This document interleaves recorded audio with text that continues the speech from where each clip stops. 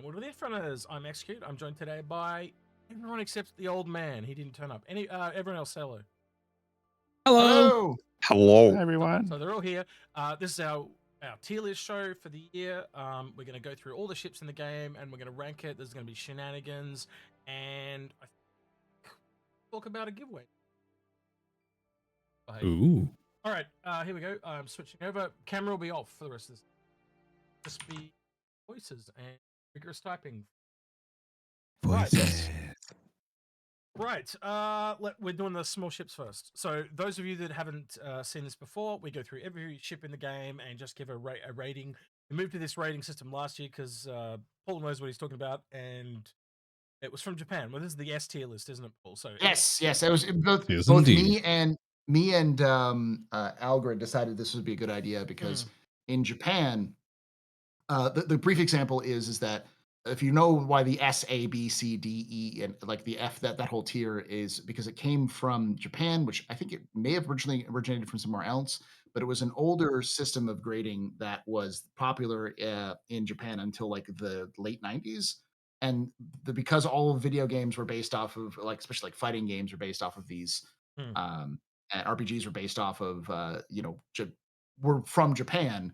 A lot of the popular ones were, at least. The West started seeing this sort of rating system and started adopting it. So that's why in video games you see S, A, B, C, D, and F, is because it's actually literally an old academic grading style. So yeah, it makes sense too because we all know A, B, C, D.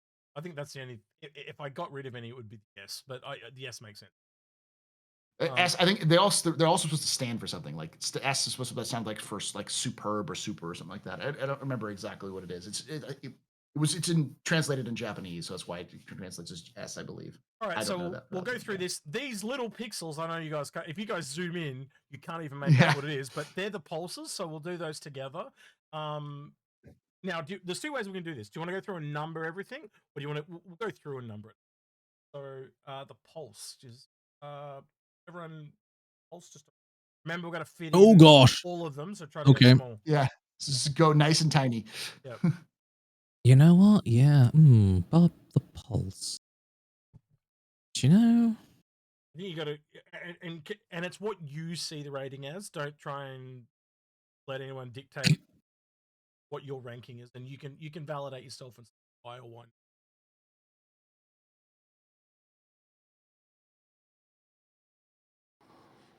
Don't worry. When we get to the, I can't do it. What the they're so small, dude. Click on your layer. Click on your layer. Click on your layer and zoom in as well. You can scroll the mouse. Oh, I'm zoomed. And I don't need to.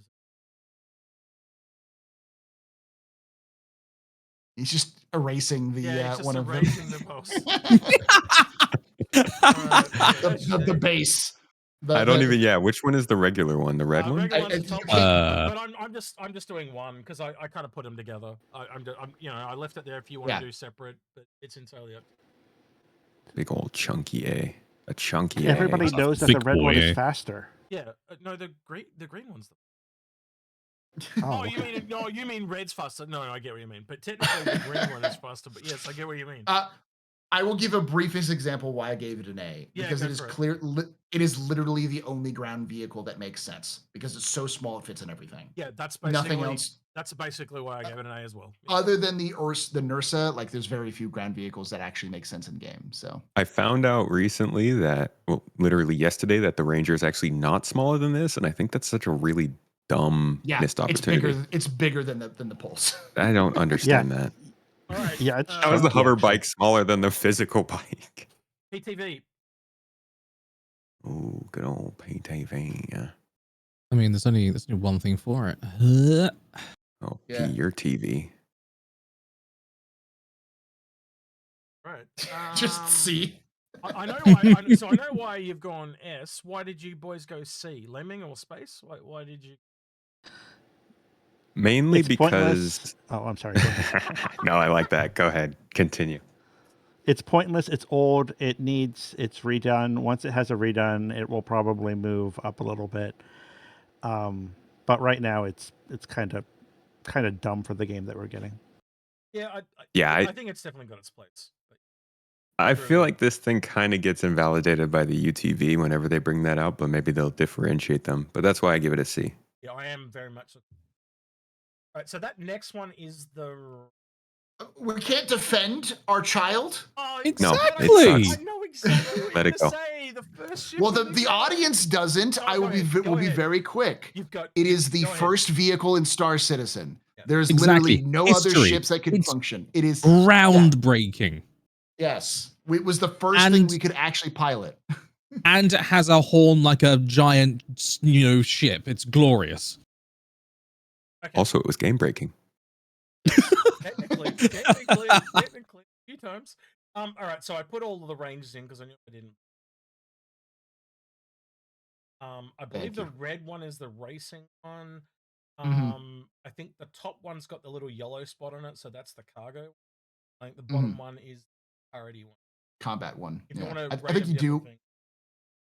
Yeah, I probably will.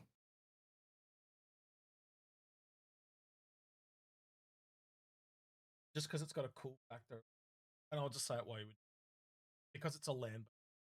I actually like that it's, and I think it's being kind of low. Get it. Could have just ripped B1 space. Space is really hypo to. It's had too much. Oh, what's going on? Dude, if you think this is me hyper, man. No, I've seen you hyper too, but more hyper than usual. All right, anyone want to say anything? It's because Civ 7 came out today, man. It's A because S tier is reserved for just the absolute creme de la creme, but it's A because it'll be a bike that doesn't explode when it looks at a rock. Because it isn't anti-gravitic. Loken. Don't say that. No, I'm really looking forward to these though. I have a huge affection for Tumbril, even more so after the Daymar rally now. So I can't wait for these. There's a really good meme skit there, like someone driving along on a dragonfly and they just hit the rock and explode. That'd be cool. Just blows up. Yeah, so I'm going to ask Space Tomato this. Space Tomato, as somebody who owns a motorcycle and is a motorcyclist, why did you choose B? Ooh. Because I feel I'm very put off by the fact that this is bigger than the Hoverbikes. I just think that if there's one thing you're going to do with a physical bike, it should be making it the most portable thing in the whole game. Like this thing should collapse into almost a briefcase. This should be like that bike from Oblivion that you can store into just about anything possible and transport anywhere, and then use as that small little thing to get around. It's weird that they're putting a physical bike in the game and they're making it bigger than things like the Pulse. So yeah, as somebody who rode a bike and valued the actual benefits of a bike, I think this one's missing out a little bit. CIG's got a high bar to stand because I think a lot of people who work at CIG are also motorcyclists, and a lot of fans and content creators own motorcycles. So like surprising number. I'd like to see them have some vehicle story. For just like one thing me and Arrogant have talked about with the TAC is attach multiple fuels outside of the TAC, because that hangar on Furies is a bit like, it'd be much better if you, like the Polaris, you could cycle through. Anyway.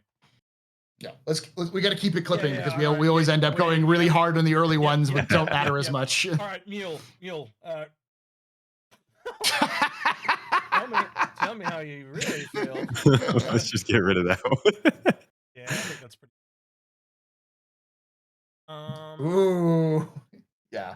Oh, yeah. 2 Ds. I think we can all agree it got overshadowed by. It needs help. That's all. It needs desperately help. Requires help. That's the STV. The next one. Steve. Use its proper name. Next one is the Rock after. If you want to say anything, say anything. The quickest is that it's good. It does what it says on the tin, but it's not fun. It's perfectly respectable, but nothing to write home about. STV's a nice little go-kart. Yeah, it's a Civic. I have a Ford Fiesta. I compare it to my Ford Fiesta. Is it good? Yeah, it does what it wants it to, but other than that, there's no reason to have it. So I like the Rock. It's better than the actual go-kart. Yeah. It's got a fun. I like the Uh, rock because it's unique. you do? It's the only thing that can really ground mine. Okay. And I'm also going to call it an S just so that when I give the DS an F, it's even An worse. F. We're all going to give it an F. So execute. I think you're missing the hover quad and the DS. Maybe. No, the DS is down below. That is down here at Okay. the bottom. Okay. Okay. Yeah. Good. I try to get most. Yeah, Nox. I'm not It's a big fine. fan of. It's like a race. It's a street bike, and I don't think. Well, for now, we don't have a lot of street. Just does it's exceptionally bad on the. I feel like they should be faster too. Yeah. Yeah, they should. Sure, Like, yeah, it should- definitely. It should blow up in a stiff wind, but it should be so fast. Yeah. So the next I'm- one's the Tumbril. I put them all together. All Cyclones. Yeah, all Yeah, Cyclones. all cyclones. Cyclones, And so- I'm gonna wade in on this one and say the reason why I gave it an A was it is an excellent SUV. It fits in most ships. They've got the handling down that thing now, so it handles wonderfully. But it's not perfect. It could be. I'd love it to be an enclosed cab, so you don't like die of oxygen starvation. But Yes. it's Yeah. a great vehicle. Yeah, we'll come back to that later, huh? Yeah. Mhm. I don't think anyone's got a wrong opinion, because I think really not everything. Like the final game's not out. I think Yeah. we'd all agree on That's that. true. Yeah. Like, Yeah, until yeah, the yeah, that final makes Well, game yeah. comes Also, out, you we're can't- all like big disclaimer for anybody watching. We're all going to be using slightly different scales. Yeah, I exactly. mean, Yes. Oh, some of us are like basing our opinion on how we think the vehicle's going to shape out. Some of us are basing our opinion on how it is right now. Well, that'll be a. And some of us are basing our opinion off of held grudges, which will never die. And the community decided was a joke. I don't know what you're talking about. Yeah. Because that'll be a really good one to do when we actually get to the Guardian, because the Guardian is probably really shit in game right now. I think we'd all agree with that. But down the road, I think it'll improve. But again, until it's out, you can't really. So this is going to be on the Inforunners channel. So it is important to caveat this with, none of us are saying that you should pledge these. Oh yeah. Yes. This is not a list of suggestion for purchasing. A lot of this is Anything. is we are shit posting a lot of times. So just keep that in mind. Tell them anything that's B average or up, you have to buy. Yes, that's the Yeah. rule. that is the law now. Which Fury? Let's is move this? on. Which Fury is this? It's Well, not- we skipped the Dragonfly. The reason why there's 3 S's there is because it's literally the best hover bike. yeah, it's There is nothing better Agreed. in terms of stability, speed, utility. It's the best hover bike. best all rounder. It's also enormous.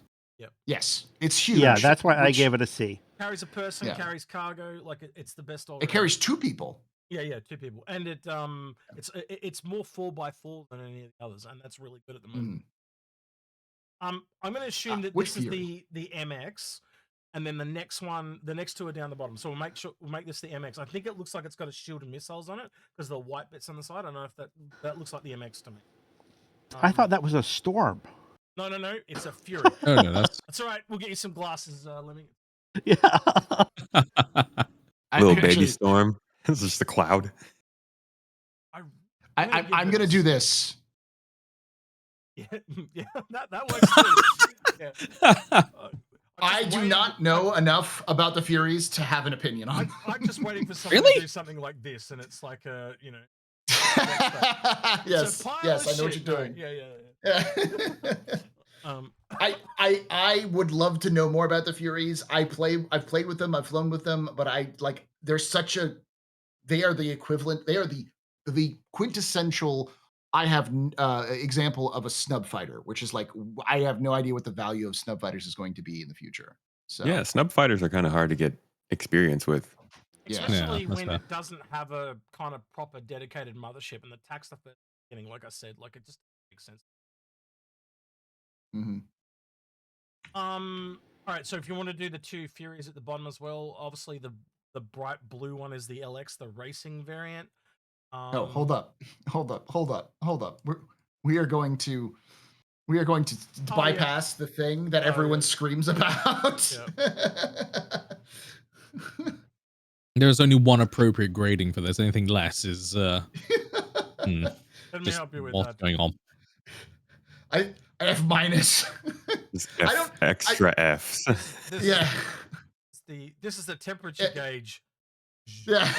We The hate this reason why, thing. for anybody at home, is the reason why we hate it is because it has no purpose. It literally was built for no reason. We did ask Ben and John about this. They do intend to make it a closed cab, and and change some things on it and make it better. So it will, then hopefully it'll get to a D.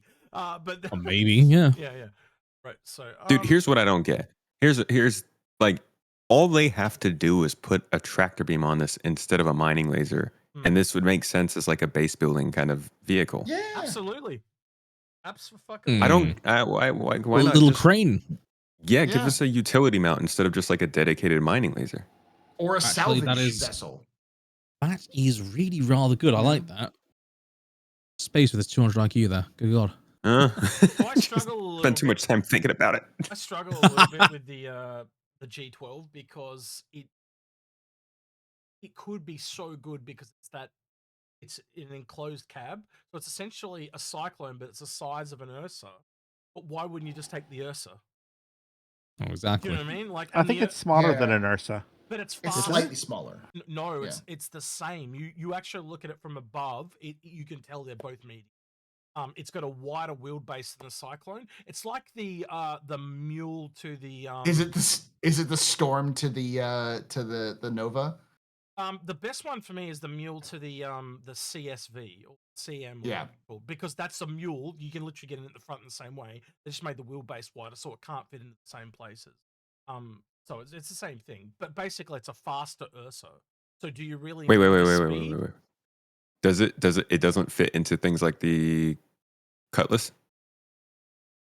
It would fit into things like the Corsair, the Andromeda, and the MSR. So anywhere that the Ursa fits, the G12 fits. Whoa, wait! I thought this thing was closer in size to the Cyclone than the Ursa. Nah, it's big. Yeah, that's he's what I a thought, big girl. Yeah, so while we're because I'm doing it my end and at least people at home can see, I'm just going to add them in hang so you can see it. Okay, I'm just going to go ahead and. So this is just for people at home. Oh yeah, but I think you would agree. The Ursa is 7.6 meters, and the G12 is 7. And I would argue, looking at my screen, the wheelbase is actually wider on the G12. I'm going to take a snip, and I'll post it into our chat, boys. But it's also important to note that we just don't know what it's going to be because that could also change. Yeah. It could get smaller. It's such a wild card because it was one of those vehicles that was produced at the end of their like last big shakeup phase of how they design ships. Yeah, which is one of the reasons why we don't see it. So, links at the bottom, then the Nursa, then the Ursa. Yeah. So just to talk about the G12. Oh yeah, go for it. Something is holding this back. It's too low hanging of a fruit for it to not be out now. Yeah. And so something is holding it back. That's the reason that I gave it a B, because I have hope for it, as opposed to most of the other ground vehicles I've lost all hope for. So can we confirm the length of the Cyclone, or the length and width of the Cyclone? I'll do it real quick. Yeah. Long story short, for me, if I'm going to talk about the links, I think it's. But I think the Ursa is actually S tier. It is still one of the best. It's like the Dragonfly. It was still one of the best all game, and nothing that's really come along has been. Yeah, I would say I'm in the same position. By the way, the Cyclone's width is 8.75 meters, length of 10 meters, and a height of 3.5 meters. So isn't that? Hang on, I'll chuck it in the hang link, and I can add it. Hold. That makes it longer. Wait, what the? I'm so confused, man. Doesn't that make it longer than the Ursa? I think he's looking at older data because I've just pulled it up in this and it says 6 meters. So let me look at it. I have it here. But yeah, it's significantly shorter and smaller. I'll just. What's the width again? Okay, I thought the G12. I thought it was significant because it was combining the closed nature of the Ursa with the speed of a Cyclone in a size closer to the Cyclone, which I thought was a huge benefit to it. But if it doesn't fit in those ships, that So sucks. To give you the concept, check the Inforunners. it's Check the image I posted in the Inforunners chat if you want. I see. Yeah, so what I'm looking at right now is a width of I'm looking at the Star Citizen tools, and the way it actually does look a little off because it looks like it's a length of 7.5, a width of 5.8. So in theory, the width is that's a lot more boxy than I think though. Yeah. I think that they have the wrong dimensions on the wiki because if you look at it, it looks more like a box, and the Cyclone's not a box. It's very much a rectangle when you look at it. So much like the Ursa, would you guys agree that the MPUV is the best snub in the game? Is that yes. a bold statement? No, it depends on the MPUV, but I think you can argue that the MPUVT is the best snub, just hands down. And because of functionality with modularity in the future, I could see it being insanely good. You know what? And then, of course, Lemmy just comes and poops on our parade. Yeah, that's fine. I just remembered we didn't really call out colors before, so maybe we should catch people up real quick. I am blood red, Space Tomatoes tomato red, Paul is purple, Loken is. Yeah. Probably I can switch to my so blue if it's easier to see. Comment down below who's wrong about what is what we're gonna say. Yes, comment please do. Yeah. Well, people we probably need to think of something for people to put in the comments too. Ooh, yeah. But yeah, you do your own. Tell us why the Redeemer is the best ship in the game. Because Paul. Right. The Storm. God. Bottom one's the normal one. Top one's the Storm. F. Loken, I want to hear Loken's rant on it. I love Loken's rant on this. F tier for so many freaking reasons. It's wider than an MBT in this universe. It's got almost the same bloody length as an MBT in this universe. Yet it's a solo occupancy, allegedly scout class light tank, right?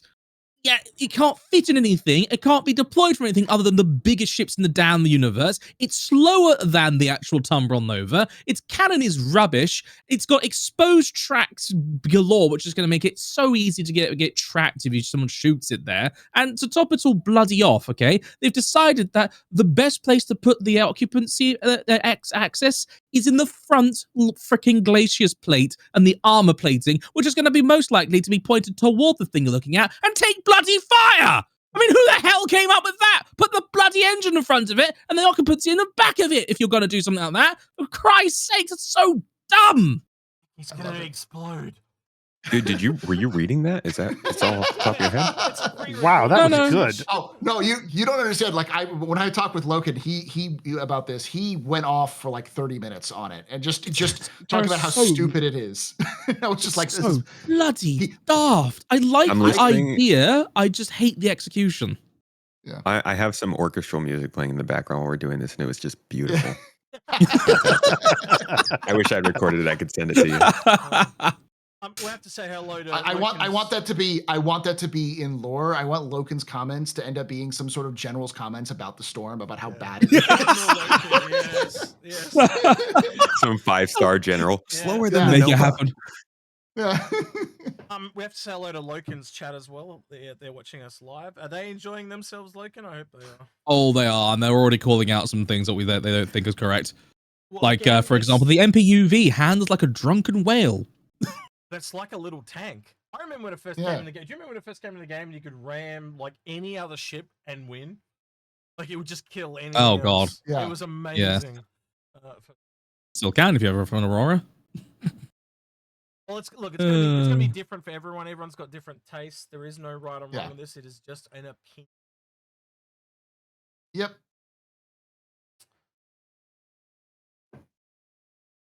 So the Razors.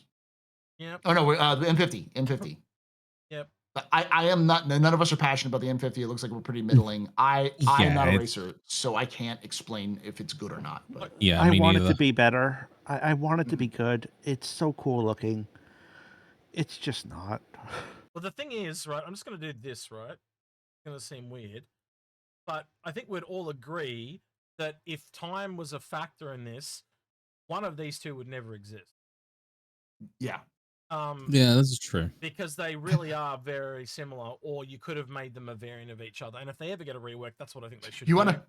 You wanna know the funny part is? Mm-hmm. They put that in lore. They literally were developed at the same time for the same program, and they decided, my gosh, like in lore, like they were literally a competition. That's why they look the same, and that was their argument of why they look the same. So it's clear that CIG built both of them at the same time. Well, they need to be renamed then. Like they need to be like Yeah. the 50i or something like that, and the 50x. That's how I. Yeah. And they have a different naming convention compared to everything else, which is really weird. They have the well, it's the M50, the not 85X. Yeah, and the 85X still fits. So technically, and then the 350i and all that kind of stuff. It's just a weird inversion. Yeah, it's just weird. And again, you got to remember, it was one of the very first Origin ships, and that's probably why it's a holder. Fair enough. Yeah. Right, the Pisces and the Razors. Oh, we skipped the Razors, but the Razors, there is. I know you have a really good opinion, X, on the Razors, because I know you have like there's one that you really like, the stealth one, right? I think the stealth one. That's why it's got a higher rating for me. I don't think it's particularly priced very well, obviously, but I think eventually that'll be one of the best scouting ships in the entire game. Just the ability to get in as one guy, see what's going on, and getting the hell out will be totally invaluable. But we're just not there yet. But the other two are just racing ships, man. Again, I think they'll be valuable eventually. I just don't see their value right now. Like, imagine wormhole navigation in those two things. Yeah, amazing. I think they just need to go along. There's a long way to go for racing. Like once they have to kind of get that idea of what they want, and then we'll see it improve. And then they're going to need to get the flight model in perfectly first, before they can really, lean into racing. So there's a lot to work. Did we just agree on something? Shut up. Look, can I tell you one I'm really disappointed out in the Pisces, though, while we're doing these real quick, is the Pisces Expedition was clearly meant to be the scanning variant, and then they canned it for... And me and Argrid actually theorized that it had to be a scanning ship way back when. But I'd love to know eventually why they canned. Why did they remove it? So maybe down the line, but... Yeah, I think we all agree that the Pisces Rescue, the Pisces Red, is the best. GOAT. Yeah, the absolute goat. It is literally saved my ass on numerous occasions. Yeah, I think any ship out there that saved that many people's lives can never have anything other than S tier. It's a ray of hope.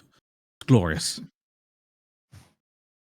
As for the Merlins and the Archimedes, however, that's a scatter D for yours truly.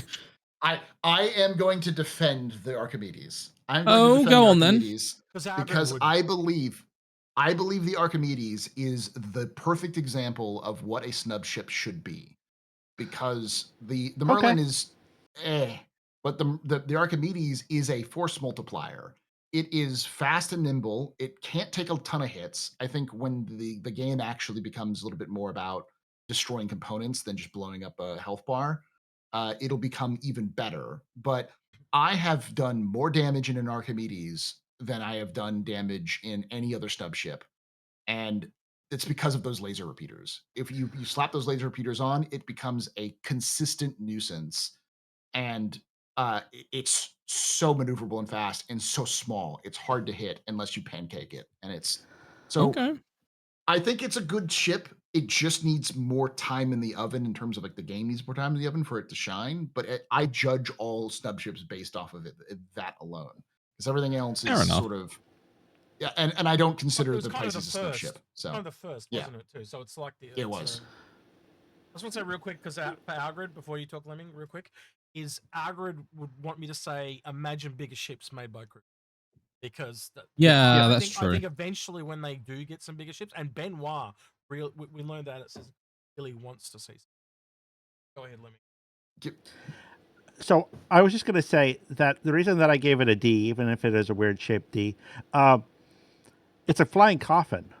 In the game that is Star Citizen, where death is supposed to matter, getting into this little thing that blows up as easily as it does and engaging in combat as its primary role, man, that's a hard sell. It just means you got to pick up the insurance, life insurance before you get out. Yeah. Make sure you got your papers in order. Yeah. Like I said, it does well. And when you look at the game, it does well. It does okay for what it does. And I think when the game becomes less about blowing up ships and more disabling ships, I think that's where it will actually be important, because it'll be harder to kill it just with like a health bar. But I agree, it is a death trap, but that's all of them. You know? Yeah. Just like most of the other ones, I like, for example, the M50, even though we fight against them all the time in Stanton, I don't expect too many people jumping into an M50 to go blow up somebody, so I didn't rate it based on that. I've just labeled all those ones while you were talking. Thank you. That's very helpful. Yep. How gimmicky do you guys find them? It is particularly gimmicky. Yeah, for content creation, but I'll believe it when I see it. I'd love it to be less of a gimmick. I have no idea how they'd achieve that, but it would be lovely if it was less of a gimmick. We need to know what it's actually good for. You know what I've been calling the not Drake that everyone thinks like a in the blue silhouette. Argrid floated the idea that could actually be a Reliant rework at one point. And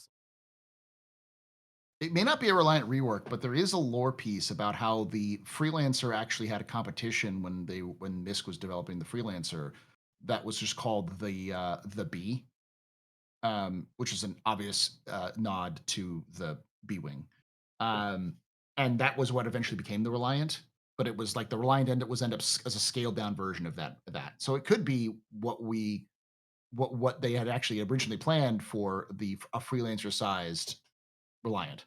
So right, the Buccaneer, the ship that I want to be awesome, but I can't love because they moved the gun to the top.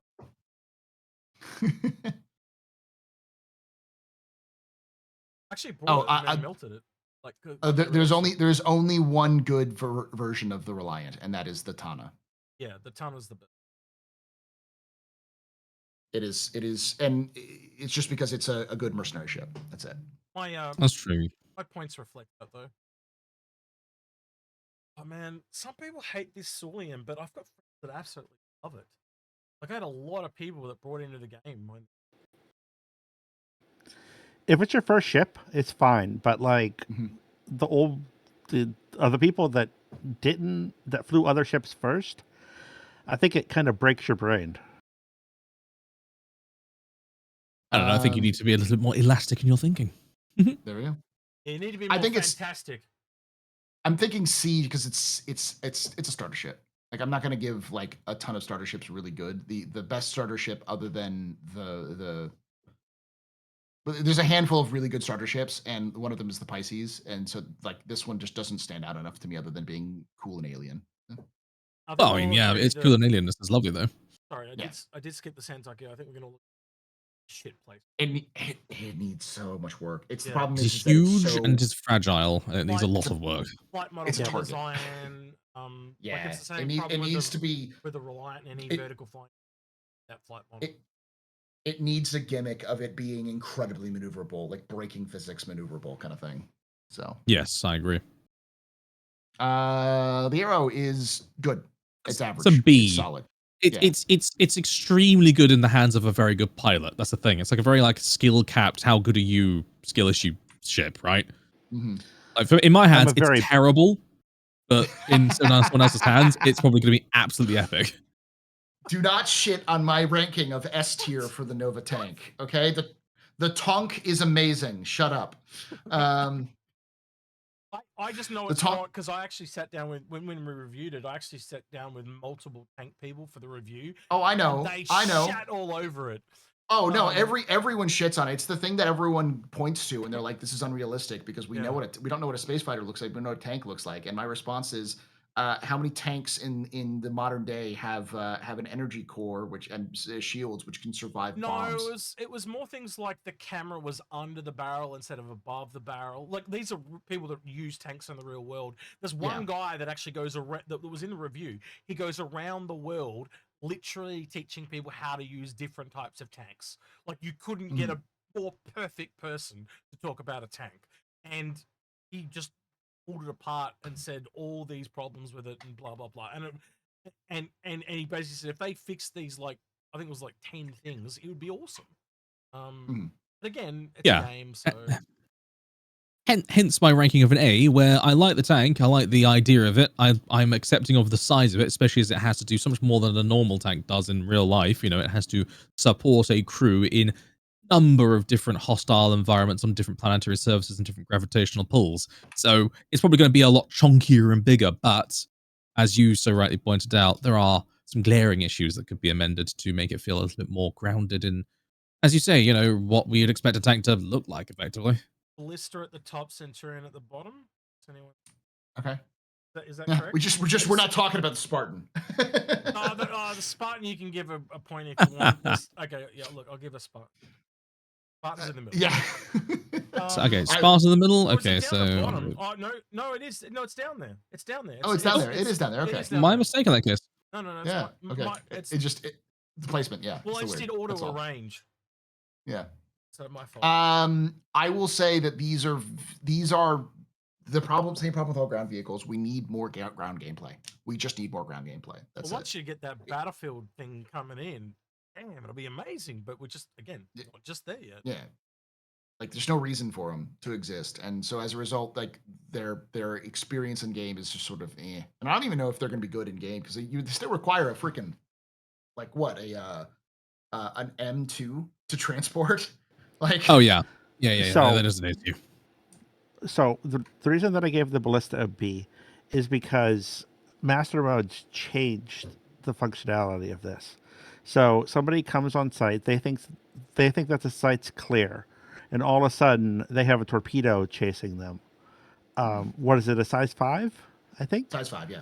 I mean, a size 5 torpedo up against the ship with no shields because they're in nav mode. That's death. Oh, however, there is a however here. I'll tell you that much. But exactly, and I went out with space. Good luck spending hundreds of thousands of UEC to replace one bloody torpedo. Yeah, that's true. I went out with space. I have a clip that's on my channel that I love, which is where we sat down in Jump Town, and I hid in some rocks with the ballista, and someone got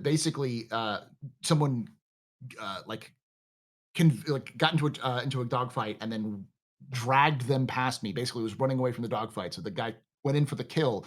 The guy flew right on top of me. As he was flying over me, I got a lock, and you could see in the ship's maneuvering. I'm like, oh shit, I'm being locked, and immediately tries to turn. And by the time he's turned, I've already launched a size 5 directly at his cockpit.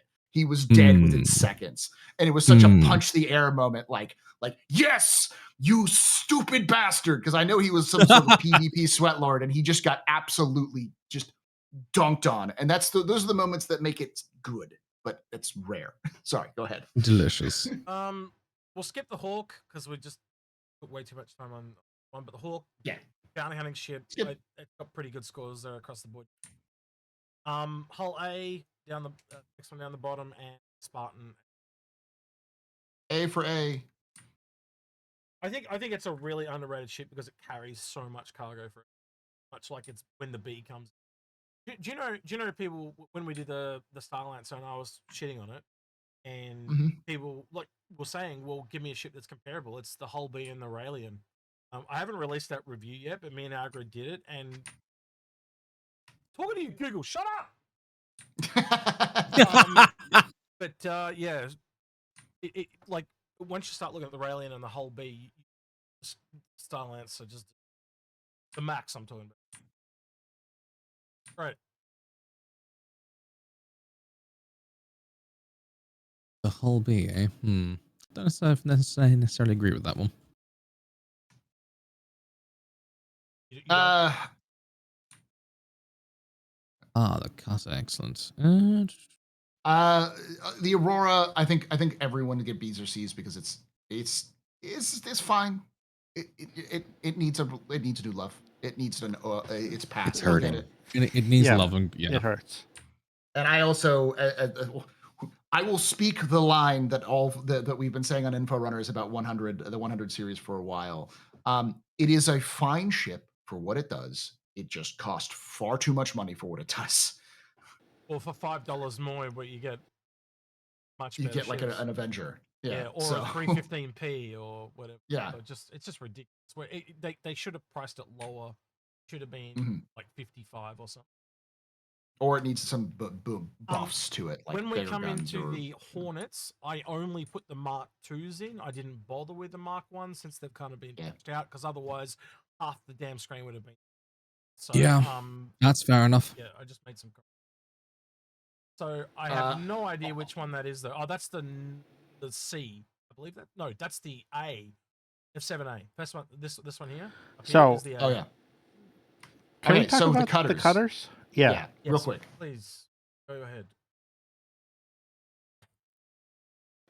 Go ahead, Paul. I think you sounded like you wanted to say something. So. Oh yeah, no. People love these, and I don't. Yeah. I don't understand it. Drake fanboy. That's Drake fanboy coming in. Yeah. Let me defend the cutter real quick. All right. The cutter is the best ship because it looks like an everyman ship. It acts like an everyman ship, and it's priced like an everyman ship. It is the beat up truck that you buy that's secondhand that looks like garbage, but it still runs for 10 years somehow with decent maintenance. People get attached to these things because they look and act, and they look like how they fly, and they act like they look. So everything about them is good. The only exception to the rule is probably the Rambler, which is the one that most people are mixed about because it does lose all of that cargo. It's a Drake touring ship. It's a Drake ship, literally trying to be Origin. That's the ship you would like the most if you liked any of it. And the reason why they're popular is because they're cheap and they give you a lot of flexibility. Like it's the only. This one here. I actually rated that one the worst just because of cargo. Well, the other thing is, I think much like the Intrepid, and I just realized the Intrepid might not even be on this image. Once I started testing the Intrepid in actual Pyro, I think the Rambler will be the same. It's just the sheer distance it can cross. Is what it'd be a really good A to B vehicle type of thing when you just want to get somewhere cheap. We're gonna go down to the Eclipse. Disappointing. Yeah, it's really expensive. It's super niche.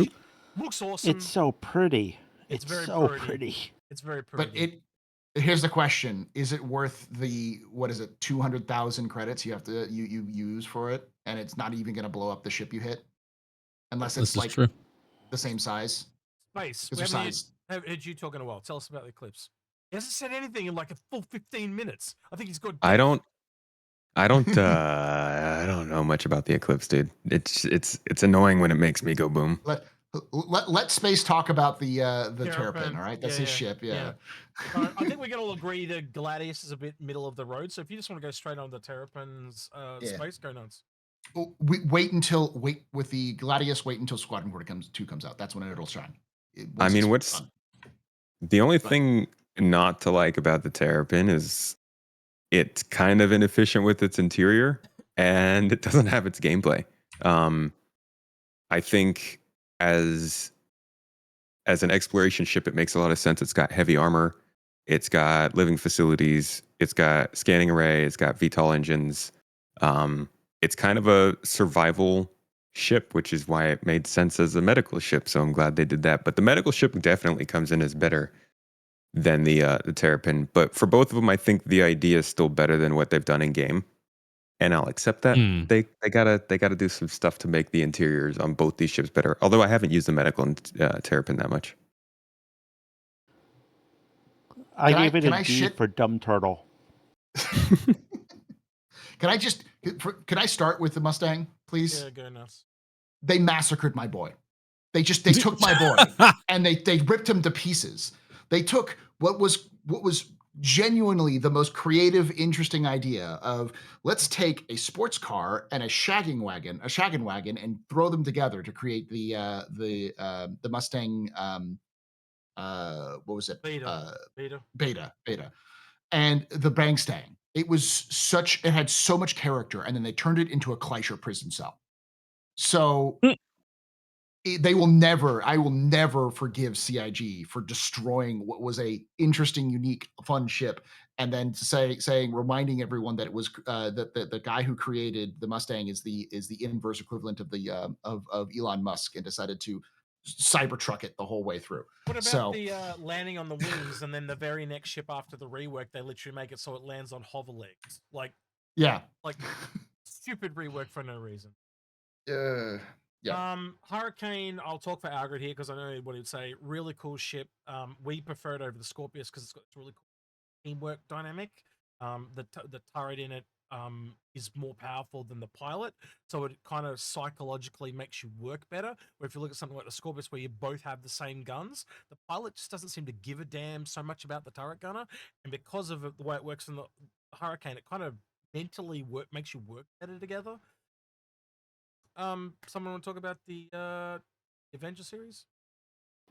All-rounder or still? Or not? I can talk about it. Yep. A couple years ago, I would have given it probably an A, or maybe probably an A. But I just think it gets outclassed now by so much.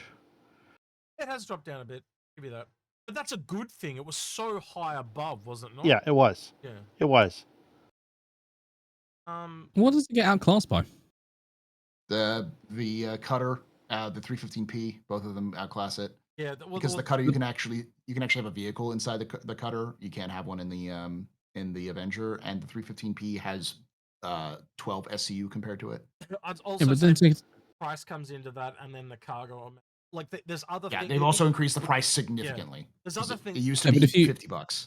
Yeah. If you take into consideration that, if think of the Avenger Titan less as a a cargo ship, more as a entry point to shooting and exploding things, then suddenly it makes a little bit more sense. It's got the best combat loadout out of the lot. I can see that. It's the reason why I put it as an A. I still think it has its place, but I think the reason why people love it so much was because it was the best all-rounder, and it's no longer the best all-rounder, but people still hold on to it as the best all-rounder. So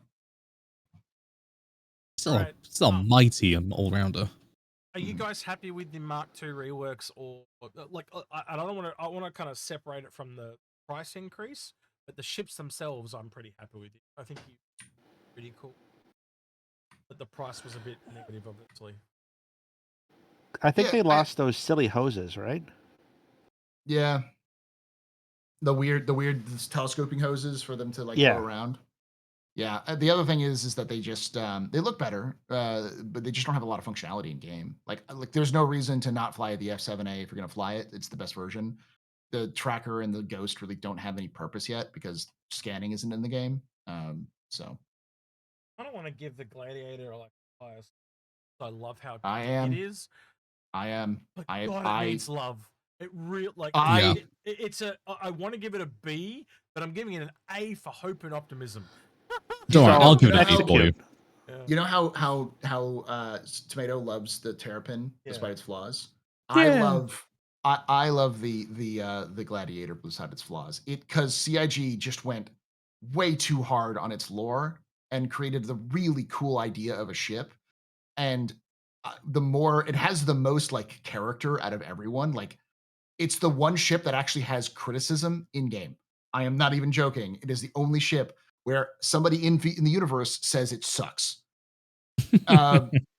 No other ship has that sort of criticism, and it's Silas Kerner who's the head of Consolidated Outland, calls it garbage, and it's like it has so much character to it, and it's so fun to fly around with two people. And while the torpedoes aren't great, those torpedoes can destroy anything that's like slightly above its size or lower, because it's those size 5 torpedoes.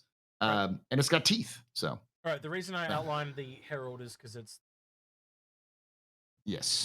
So I heard that the Gladiator actually got some love in 4.0. Has it anybody is. flown it since 4.0? Yes, it is tanky as hell. It is super tanky. It's hard to tanky, kill and I now. guess its guns got increased by a Yeah, its lot. guns got made bigger. Yeah, which is pretty nice. Also, is the Nomad on this list?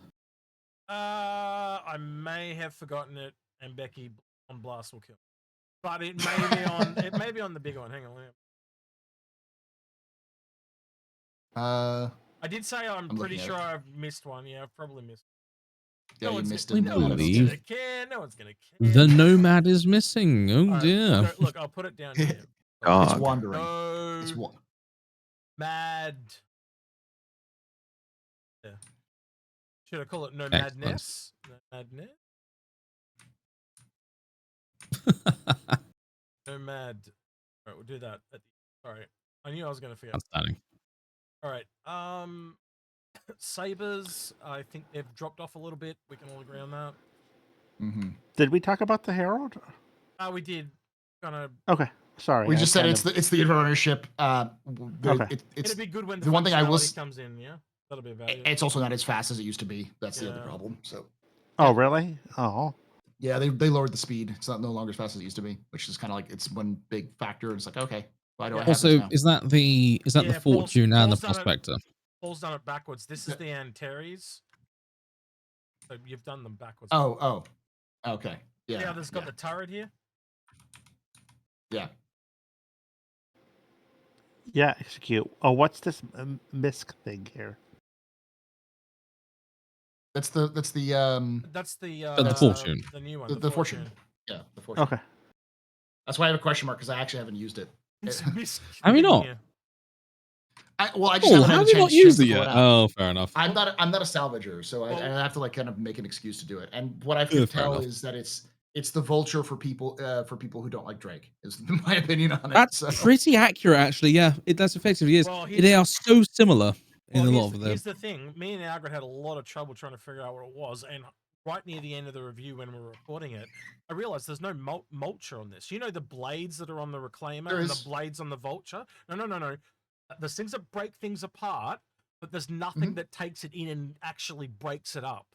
So the salvaging is a multi-step process. You break it into smaller pieces, then you take those smaller pieces. Yeah. No, you take this is the final version, not the version we've got right now. So you break a ship into pieces. You then take those smaller pieces and you cut them up essentially with blades. There's no blades on this thing. Think about the Vulture. You know how the door folds down and it's got the spinning drums? Yeah. Where's that on this? So that means maybe it's a new way. Yeah, it either only does smaller things or it's got something else that we don't know about it. But at the moment, there's some I have a theory. We struggled with the ship a lot. You go. I think the way that they're gonna do it is they want to keep the disintegration step the same. So we're always going to be just sucking in little chunks of this stuff. But I think they're going to build out the fracturing gameplay.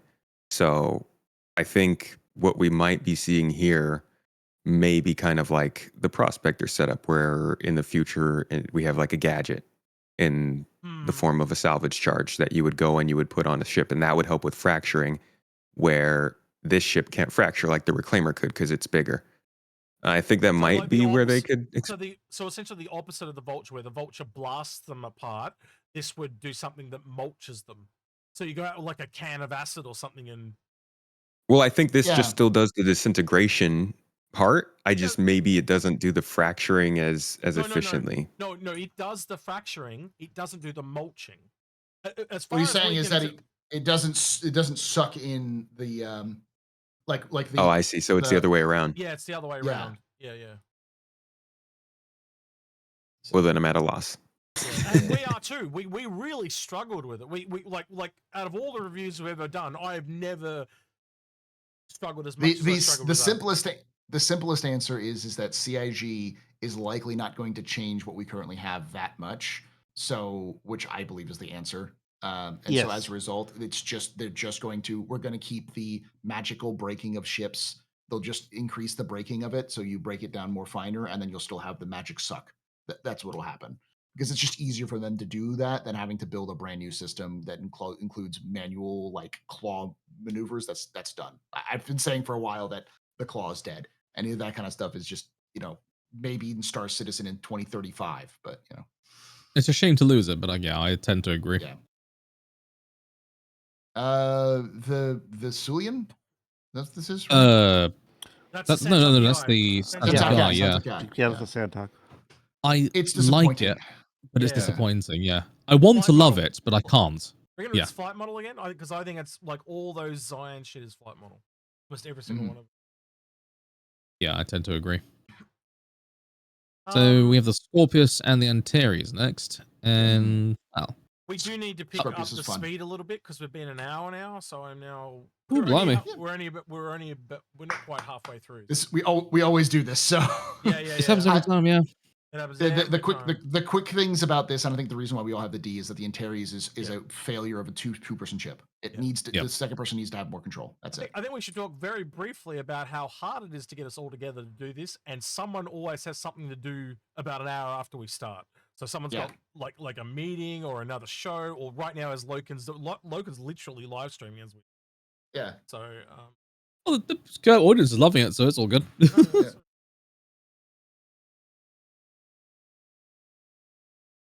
I don't know enough about the Guardian.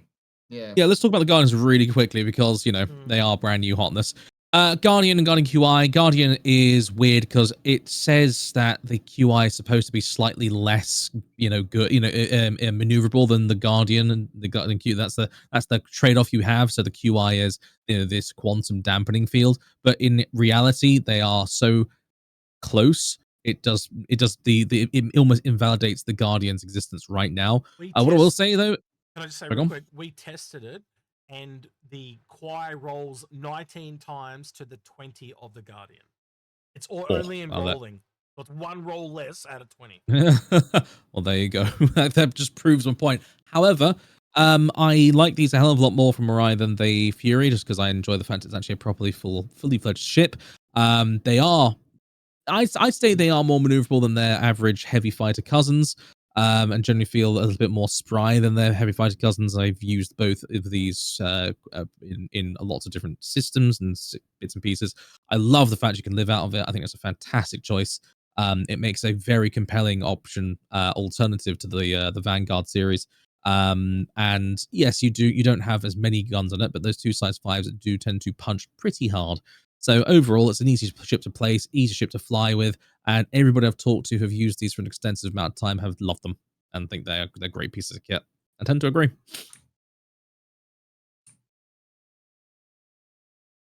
Any alternative opinions? No, that's good. Solid. Excellent. That's a wrap. Let's move on. Again, they're so pretty. It's such a good looking ship. I love the fact that it's so unique looking as well. It's very unique. F8C is I've got that as a B. It's just because it's slower and more sluggish than it used to be, and it just doesn't feel quite as impactful as it used to. But that's just a balance thing. I think they're cool ships. Okie dokie. So we've got the Firebird, the Peregrine, and the Raven, right? The only one that's good is Raven. The other twos are gimmick ships, and I hate them. Green one's the racing, red one's the Firebird. Yeah. I would say the Firebird. I'm going to put this Firebird down as a D. I used to love the Firebird, and I loved it because it was this wonderful. I like the idea of boom and scoot. Go in, deploy missiles, and then leave, and it had a really good ability of doing that. But just because of the missile balance changes that have been made, they're not locking on as well as they used to, and they've never really been all that reliable. But they feel worse now.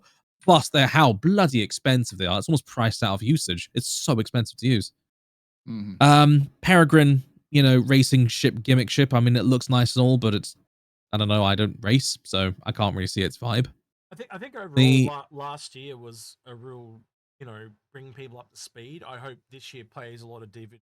I don't want to say how bad the ships were last year, but they were not to the standard that we're used to. They were a lot of billion ships because they're trying to bring people up to speed. So now those people up to speed are hopefully that pays dividends a lot better. That makes sense. I put the Raven as a C only because it's not accessible to the vast majority of us normies. Yep. I gave it a D for the same reason. Same thing for C. I should give it an S then based on that. Anyway. It's the best of the variants, but it's so you can't get it. So Yeah, us mere mortals can't access it. Anytime you want to borrow it, you are more than welcome. Yay! I I will do. I have I want- absolutely. Oh, I'm sorry. Go ahead. I want to like the Talons. I really do, but they suffer from the alien problem, where like alien ships just don't feel right. I feel like kamikaze fighters. I don't know why, but they just do. Yeah. Because they're kamikaze fighters. Yeah. So, just to touch on the Raven. So soon, probably this year, I have zero doubt that a Raven equivalent is coming, and once it is, I will bump that rating up quite a bit. But until then, yeah. Oh, hang on, I've done my rating slightly wrong there. Let me adjust that. Because the that's the yellow is 315p up there, isn't it? 315p. Yeah. Yeah, It sorry, is. that's S class right there. Can we just jump? Let's like put all of the 300 series together. You can do because that if I you can. want. Go for it. Well, I'm just saying, like, let's talk about all of them at once, rather than kind of separate them, so we can speed it up. Yep. The 300 is good. The 325 will be better in the future. It already it has the advantage because it has it's got good fuel. It's got great fuel for a fighter of its size. The 350 is kind of meh. The 315p is so good. It's such a sleeper that most people sleep on it because of the cargo, the interior, the guns, and it has a utility mount with the tractor beam, which means it can become, even if you don't, even if you can't load your own ship with that tractor beam, you can suddenly become a long range MPUV. So you can assist anybody else. It's so good. Bit of a utility ship mixed in with an escort fighter. And can you carry on top things of it, through quantum? Yes. Nice. Oh no, you mean like through the tractor with the tractor? No. Yeah. The tractor. No. Okay. No. Not with a tractor, unfortunately, no. But it's got a decent cargo hold. On top But of you that, it's can't- supposed to have an improved cargo or sensor suite. So it's going to eventually be the best one with the sensor suite. So like it's probably going to be the best all rounder when scanning comes out, in my opinion. Yeah, it's the best. And you can put a hover quad in it. Yep. This is true. The Ares, much like the Guardian, I think they're down the line once their actual gameplay comes in with actual capital shit. Like they are meant to be covered by other ships, much like the Guardians. They're not fighter. They are part of a squadron. That's their problem. Essentially still in this dogfighting meta. That is a thing of the past. They'll always. Unless you guys want to speak different to that. Nope. No, I think you're pretty accurate on that one. I think that's pretty bang on. You know, they will have their day. It's just not quite at this moment in time. Talking of things having their day, the what's it? This thing next thing up here, the refinery one, isn't it? Expanse. That's it. Someone's favorite TV show. Oh, it's always certainly somebody's. mine. Yeah. So I think that the Ares should have had the Intrepid interiors, and they would be in a whole different class for me. Damn, yeah, that's not a bad idea. Yeah, especially considering it's worth $250 bloody. Exactly. Good point, actually. I hadn't thought of that. I've just realized there is no Intrepid on this list, so we need to do that as well because I forgot that.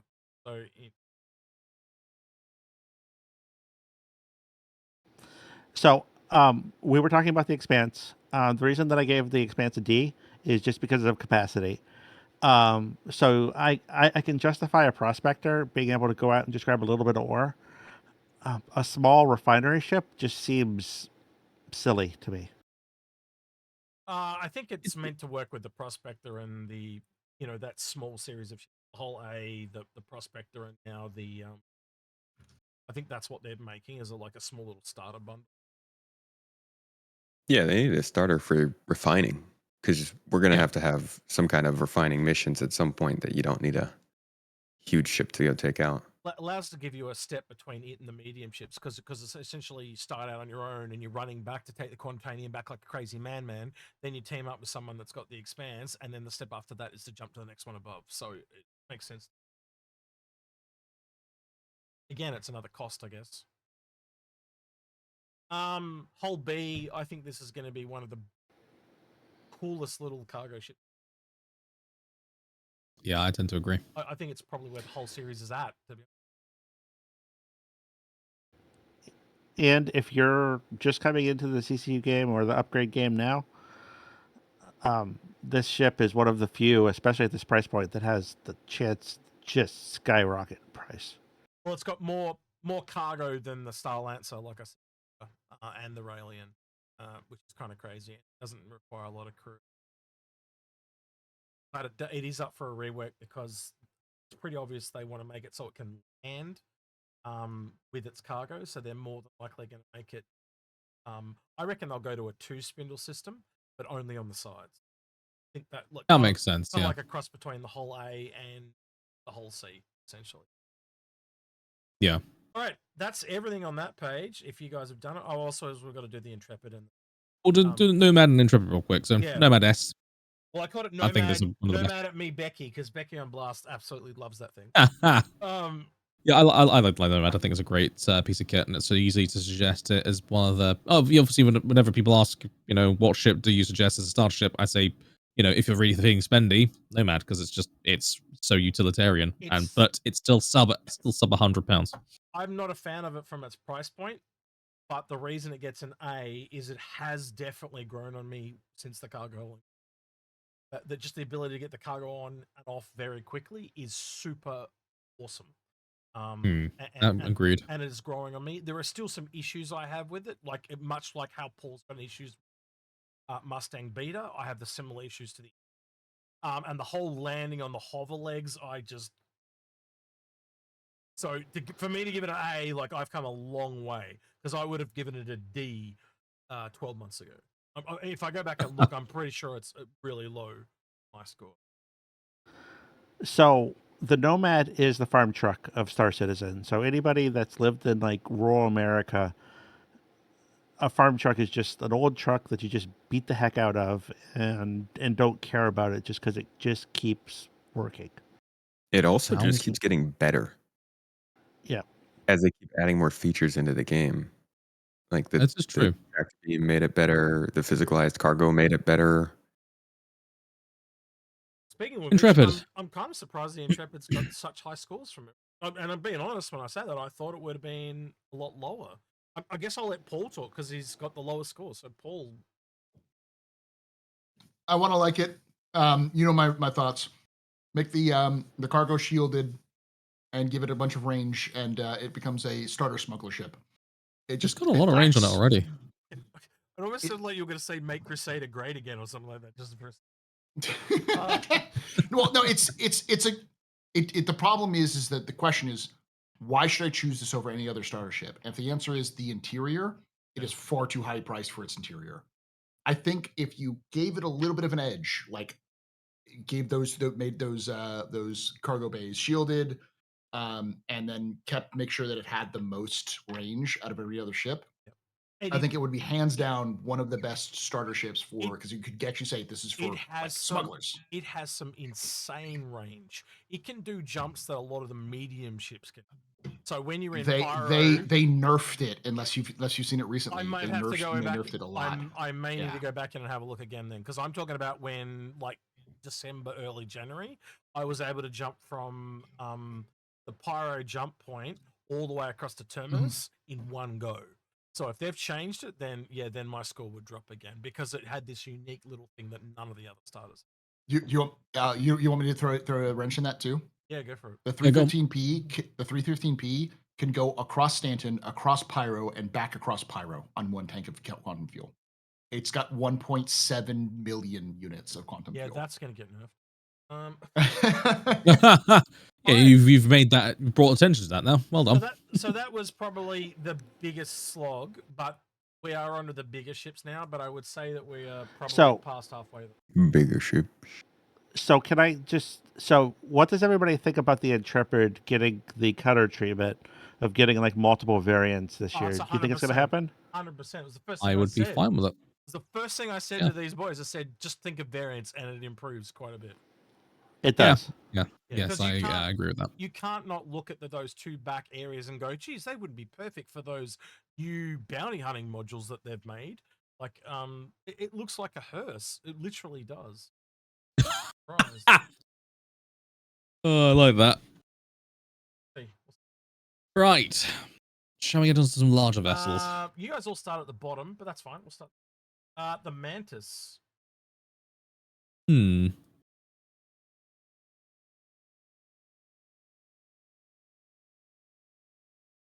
I still think we need another ship that can do what it. Space, you okay, man? He loves it. He's done heaps of love hearts. He just loves it. It's 2 hearts. He gives it 2 hearts. Oh, okay. It's a heart and a butt, guys. Come on. He's made a curvy lady out of it. He has indeed. No, I'll put a B on that just because it's the only ship that does what it does. Really, it's simple as that. The glaive and the what's that? The other one? Glaive Scythe. and Scythe. Yeah. You talk about the Yeah, rarest they of the rare. I don't even have one of those ones. That's a rare. Yeah, they get a D from me just because I absolutely despise the way they look right now. However, Yeah, I understand and recognize they will be vastly changed when Squadron 42 goes out. They look Paul, gross. what was that you've crossed out? I can't even see what it is to tell. It's the expanse. You put the expanse in twice. Oh, okay, my bad. That was bound to happen. I'm sure I've. With this many ships, yeah, I understand. 100%. Yeah, that's fair enough. Is that the SRV next up? Yes. Why have you put this? Yep. Okay, which one's the steel, and why did you put an S on it?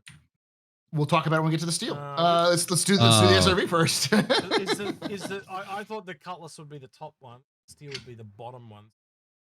They're both S class. Yep, cool. Yeah. Mm-hmm. The SRV is it's good, it's solid, it does what it says on the tin. It just needs a little bit more, and it'll be an S class. S tier.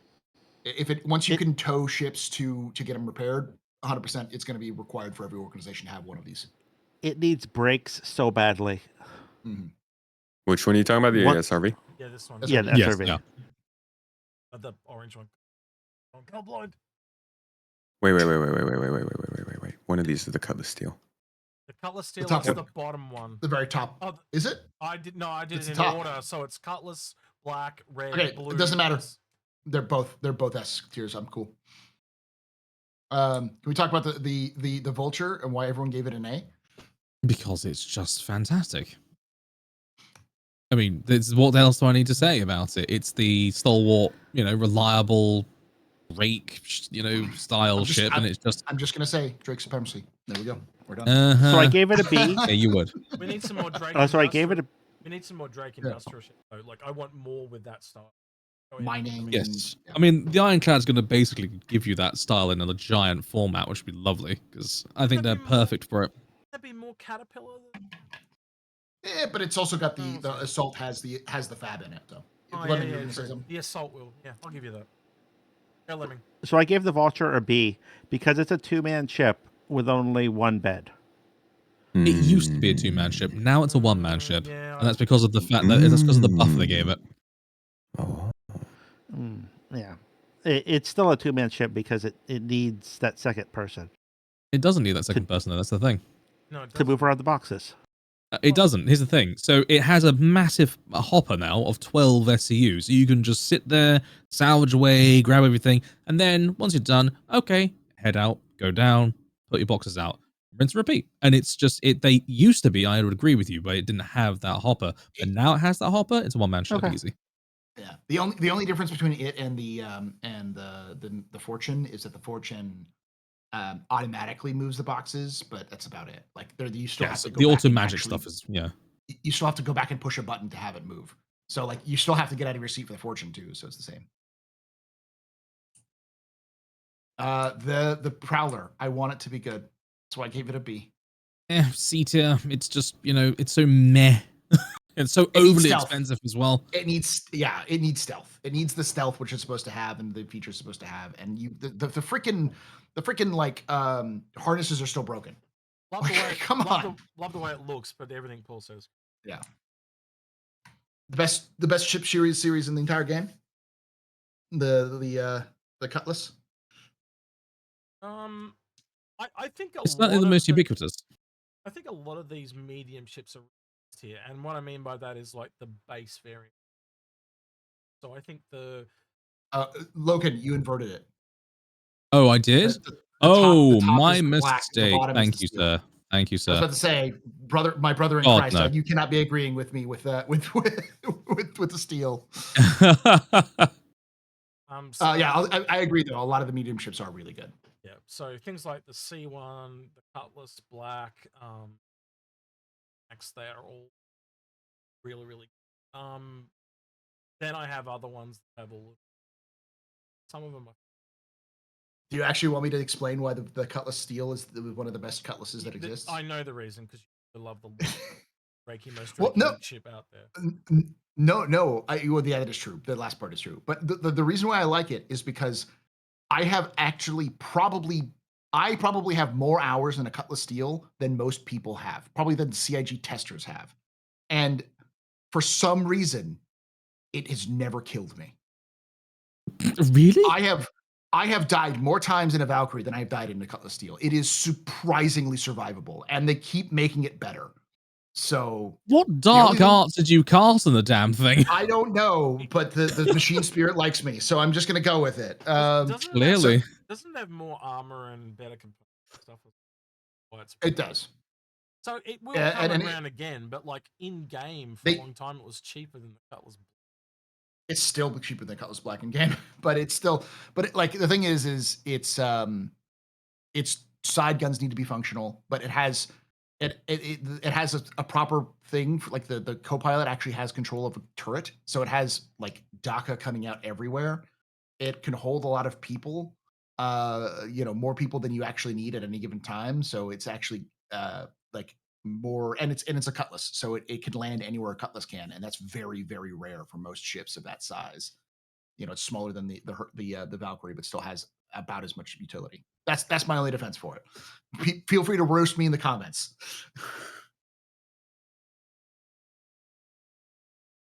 The Defender? Yeah, sorry, I'm trying to label these on Defender is B right now, just because it's a bit of a, I don't know, it's the only Banu ship we have, Mm-hmm. And I just feel as though it was like That's not true. It was. What you mean in game? In game, sorry, yes. It's the only Banu ship we have in game, and it feels like it was the experimentation of what will Banu be and what will they look like, and it's okay. But I used to like it more when it was a bit more deadly. Now it seems to be less capable. I don't know. I haven't flown it recently though either, so maybe I'm off base on that one. I just think that they're good, but they could be better. Now, Paul, why have you given all of the freelancers S? I am a Drake fanboy, and there is one exception to that rule, which is Freelancers. I earnestly believe that the Freelancer is the best series of ships that people sleep on. I think the problem with the Freelancer, people sleep on it. Yeah, I think all the time. It's because the interior sucks. Like the interior is awful, but like the Max is one of the best ships to go trading in. If you're doing cargo running, there is very few ships that are better than the Max. Like the only thing that's better than the Max is a Star-Lancer Max. It's another Schmisk ship. It poo-poos on everything. The only thing that will be better than it when it comes to its size is a Hull B. Like it literally just dumps on every other, like Misk dumps on any other class in the medium range in terms of cargo. It is just good. The base Freelancer is good. The Dur is good. The Miss is surprisingly good for what it's been designed to do. They are all function incredibly well. If they got interior updates, they would be they would beat out the Cutlass Black. I love the Cutlass Black, but yeah, I do agree with a lot of what you're saying, but that's the reason why I've given. I've done exactly what you've rated them, just put a tier down, just because that interior and some of its other aspects just hold it right the hell back for me personally. I can see its potential though. I can absolutely see its potential. Paul's doing it at Hopium, like he's doing it like what will finally be in the final game, and I do firmly agree with what he said. Like coming back to it, they will rework it to the point.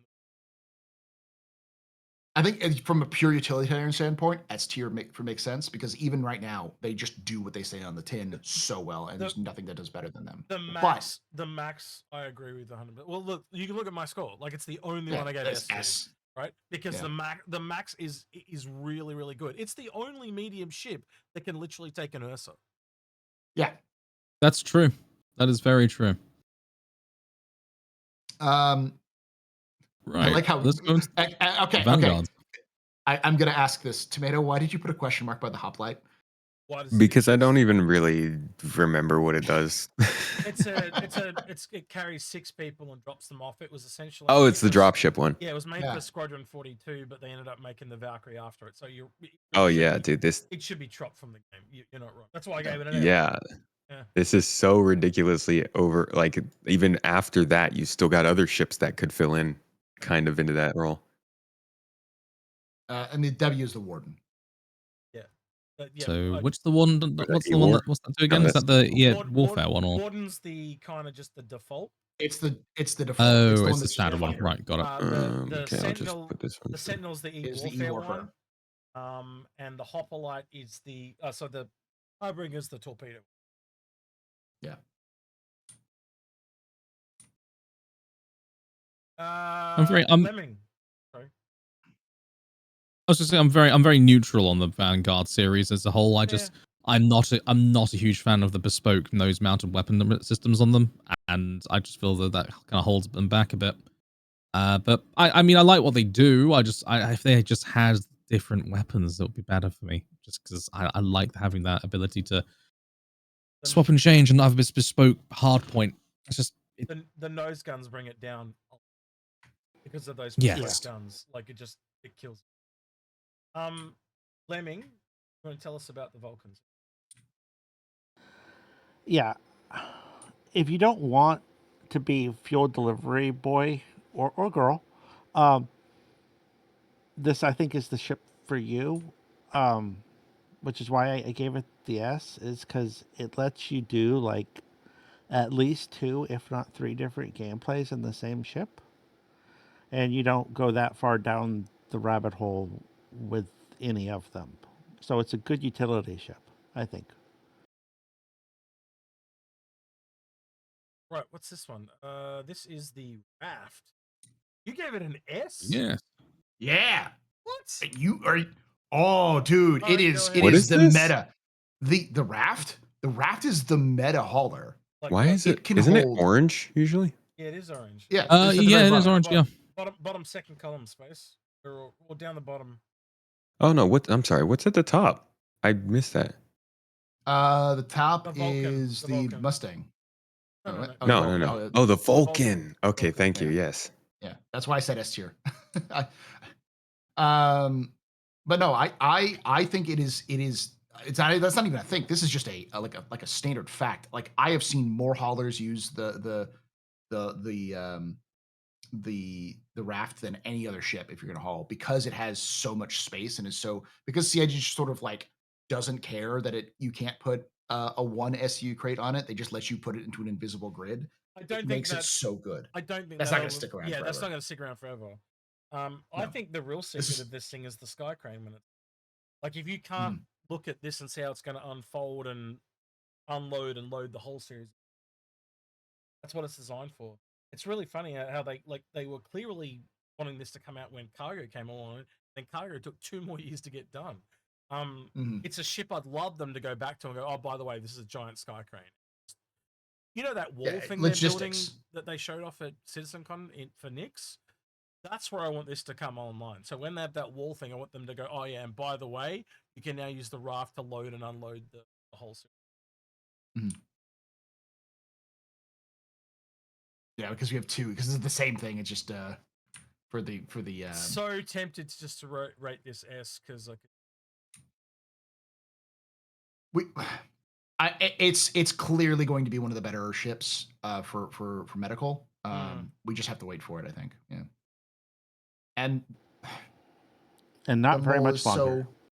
The mole is so sad. I want it to be better, but CIG continuously. It's the, why did you have your miners exposed to vacuum? Like what kind of balance is this? Yep. Yeah, it is such a strange choice. It is.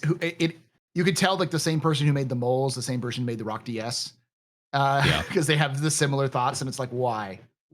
This is not a stupid. This is a bad idea. You think like the Vulture and the mole, they make variants for Salvage now, so you'll get like like the Vagrant or whatever you call it for the Vulture. I don't know what you call this, the Badger for the for the mole, but it's a salvage. I don't know. Like, it would be like the that, Raven, not the Raven. Like the Crow, probably. yeah, something like that. You know. It'd be the Magpie. Yeah. Well, that's too much. It's got to be 4 letters. Okay. Because it's all of their acronyms they mean something. So Crow makes sense. Similar to that kind of idea. People sleep on the Valkyrie. on the Valkyrie. Yeah. Yeah, I think they do. I really do. It's a very, very good ship.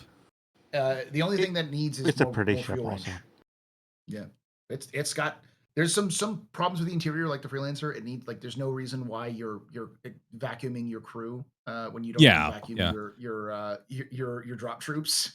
Yeah, it has a ton of glaring issues, and it's clearly got that earlier, era of Anvil design, and I'm sure they will come around to it and fix all of its little quibbles, and it'll be fantastic. I hope, at the same time, they add a more representative cargo grid to it, because right now it's tiny in comparison to the actual potential it has.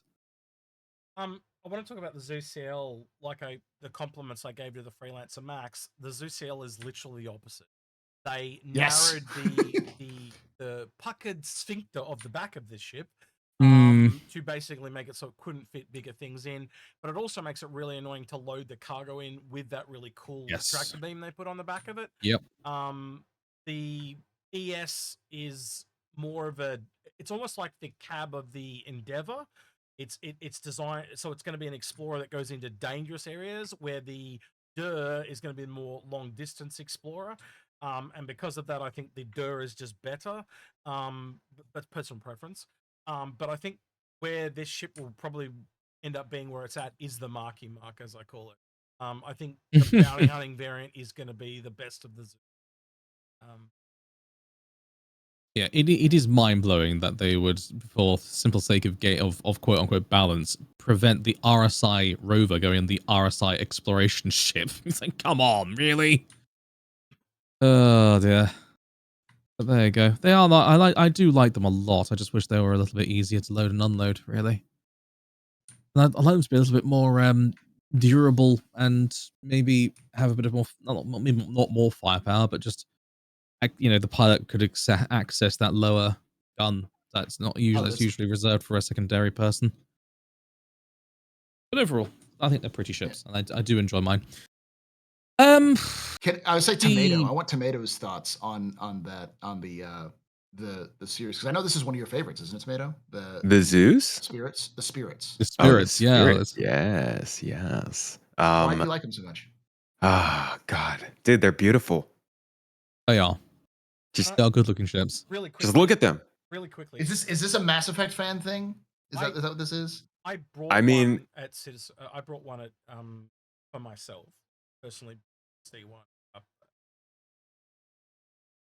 That's how much I like it. My favorite of them. Yeah, it's beautiful. When I first saw it,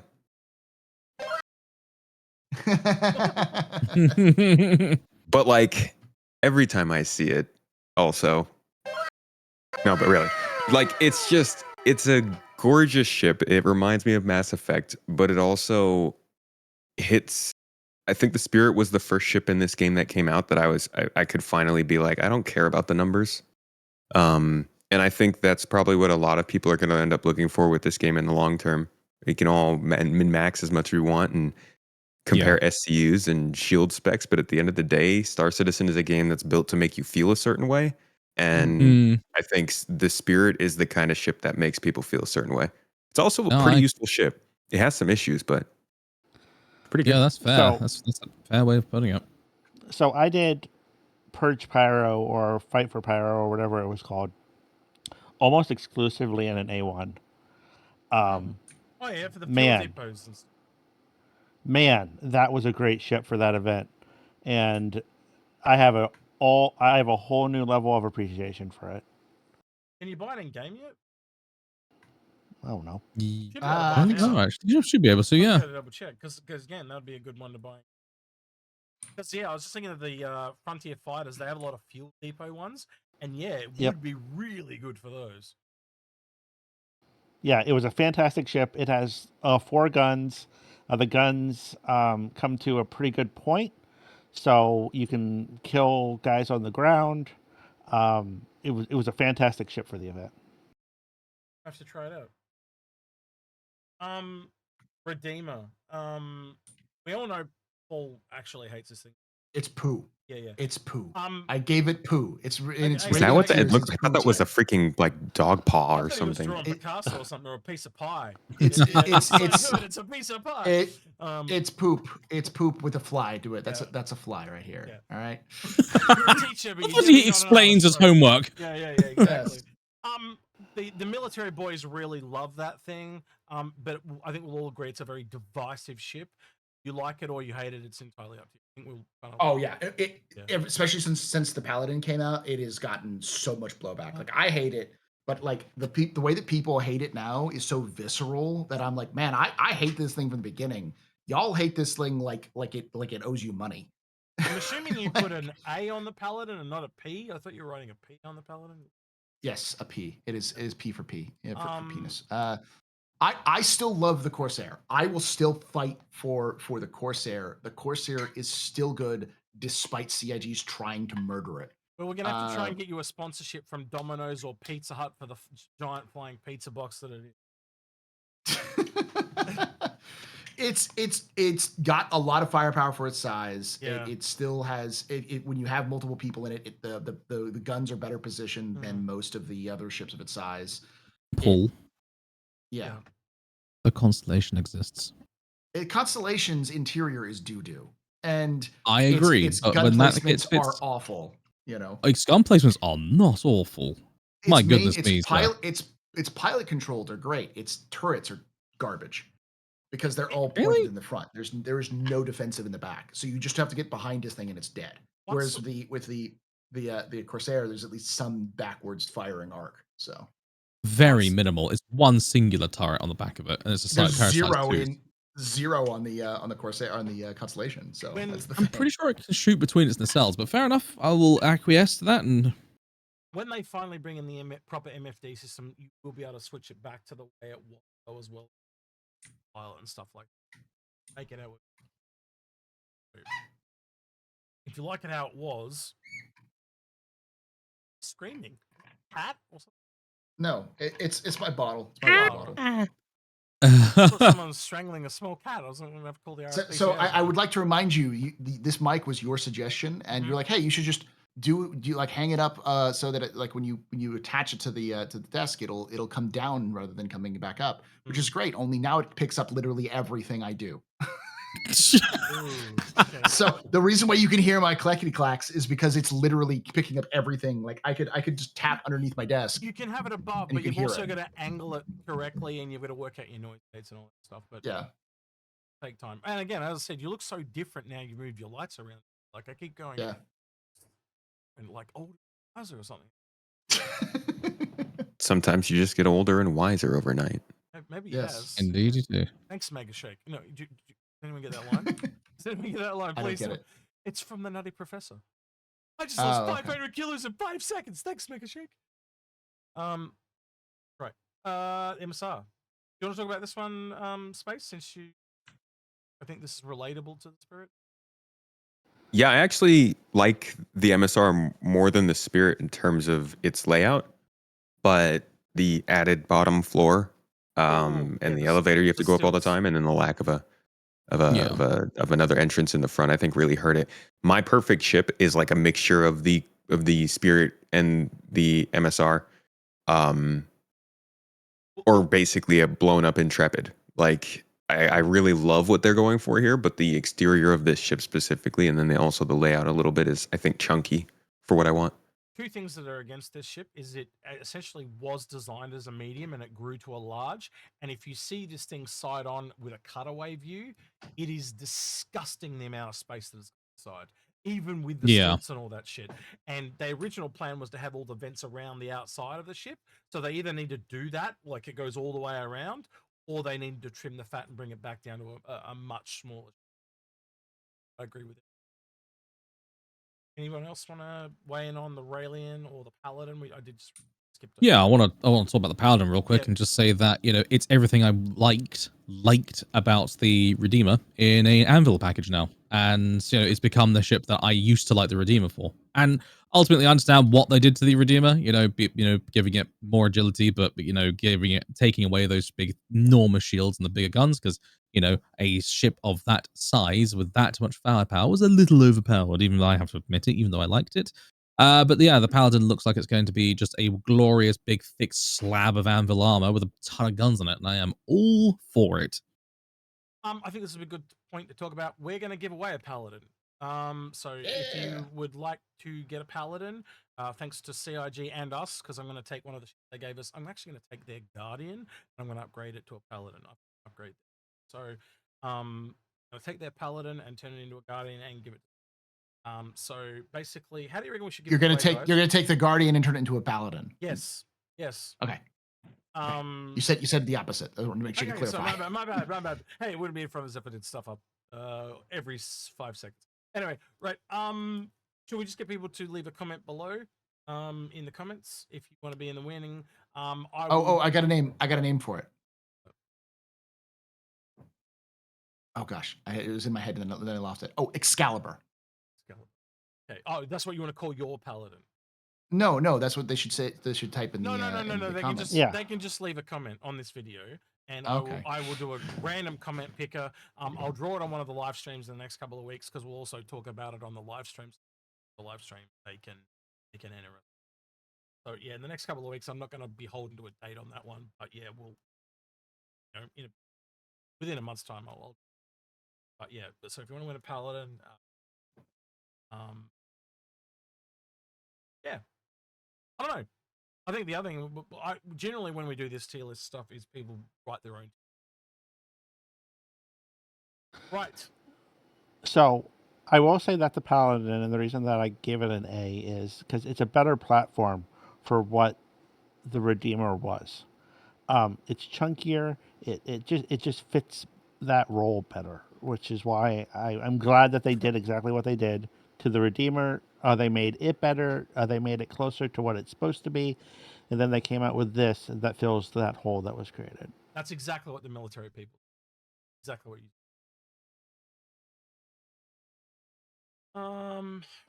Okay. And the Rayland.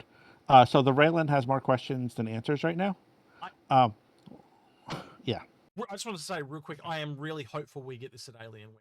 Based on when it went into grey box, white box, whatever, 18 months would put it right at Invictus, which is when they Alien Week. So I am actually kind of secretly hopeful we get that this year. Not saying we will, but... I thought you were immune to hopium. I'm impressed. You're always the pragmatic one. Really? Oh. Yes. Maybe you're rubbing off on me. You've infected me, sir. No. Right. The because we did the other one. So 400i. Oh, not 400i. 400i. Down the bottom, column across. 600. Yeah, it's over here. Lemming, that'll be your. Want to add anything? Because he's a big Origin guy.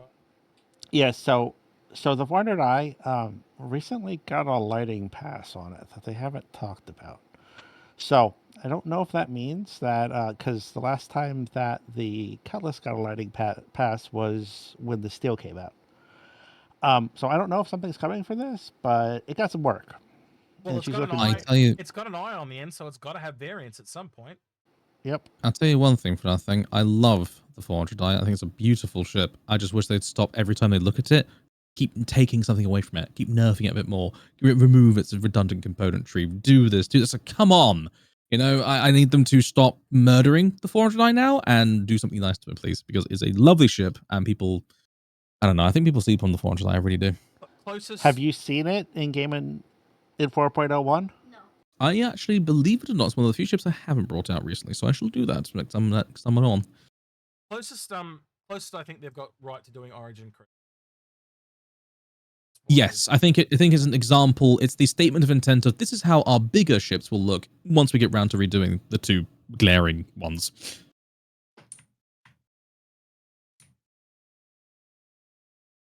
Shall we talk about some constellations?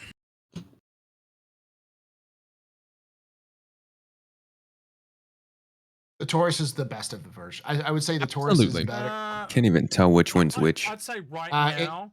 that Andromeda, the Andromeda, the Aquila, Aquila. Speak English Aquila. here, not bad English.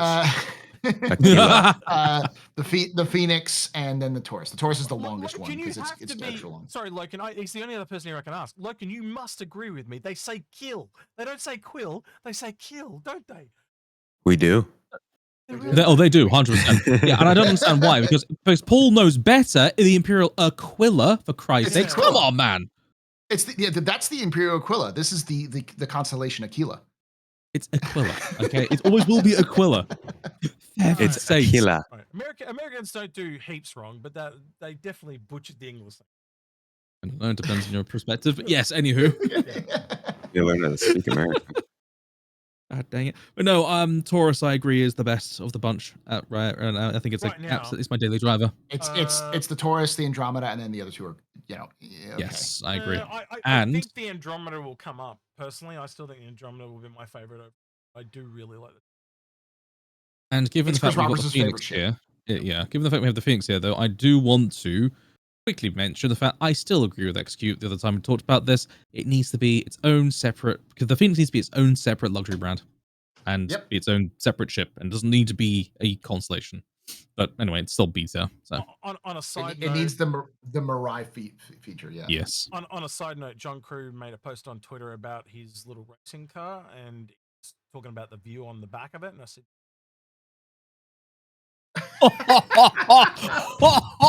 less spice. Oh.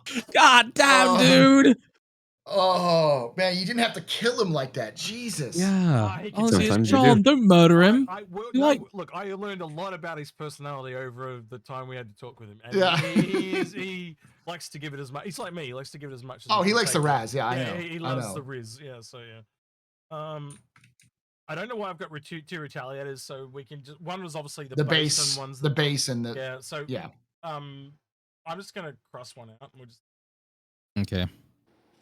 I'm going to give this a D only because with some modules it's okay, but the base is just why? Why would you give a ship with absolutely nothing in those bays? You know, it's like, really? You're gonna say, oh, it costs only X, Y, and Z amount of money, but it doesn't have any fucking utility. Well, then what the hell's the point? So I'm gonna assume the bottom one's the Starlancer and the top one's the TAC. And I've just realized we don't have the build here. So I'm gonna put a B over here. I stuffed up. And okay. Wait. I'm sure I won't mistake that as your rating. Yeah. BL. Good point. Yeah, BL. Yeah. That's a good idea. Someone's a genius. And just put them all above that line. Now I'm just gonna think you're saying big licking. Yeah. Big lick. I'm thinking of something else, and the internet knows what I'm talking about when I say what BL stands for. But we're gonna stay on that. Bliss. Yeah, bliss. Yeah. Nope. Right. I mean, your ignorance is bliss on that. That's for sure. God, man, I'm gonna get roasted for this, but I really don't like the Starlancer. I'm gonna be. Oh, really? Nice. Really? you haven't been talking about how you hate this thing since it came out or anything. I'm sure nobody in the audience knows absolute that. slander of the Starlancer. Starlancer is an excellent ship. I think the BL is where at as well. Based on my attack. I'm gonna be really generous because again, I actually think this is as a lore person, Paul, shouldn't that be a Mirai ship? No, not at all. Mirai is their racing brand. It's their luxury. Basically. It's their racing luxury racing brand. Yeah. No, it's their combat and racing brand. No. It's even in their lore they say that it's like the stuff that's the most Xi'an inspired, and there's nothing about the TAC that's Xi'an inspired. It's straight through and through Misk. Yeah, it's the oh gosh, why am I blinking on it? The Odyssey and the Endeavor, but tiny. That's what it is. Isn't it just like a kind of like a larger Freelancer miss? Yeah, it's pretty much. It's the cross between the Freelancer and the The problem is its size, though. You go look at the Connies down here, and it's Mhm. grown. It's got such a size class that it's now. Excuse me, sorry. It's the same size like the Caterpillar and the Starfarer, but it does the thing. It's almost like the same thing that happens with the 600i. You know, the Origin series of ships are a size larger than they should be, but the features of the size below. So like the 400i is a large ship, but it's got features of a medium. The 600i has got the features of the Constellation, but it's a size. It's the size larger. The Science has got the same problem. It should have been the size of a Connie, but it's the size of a freaking Caterpillar.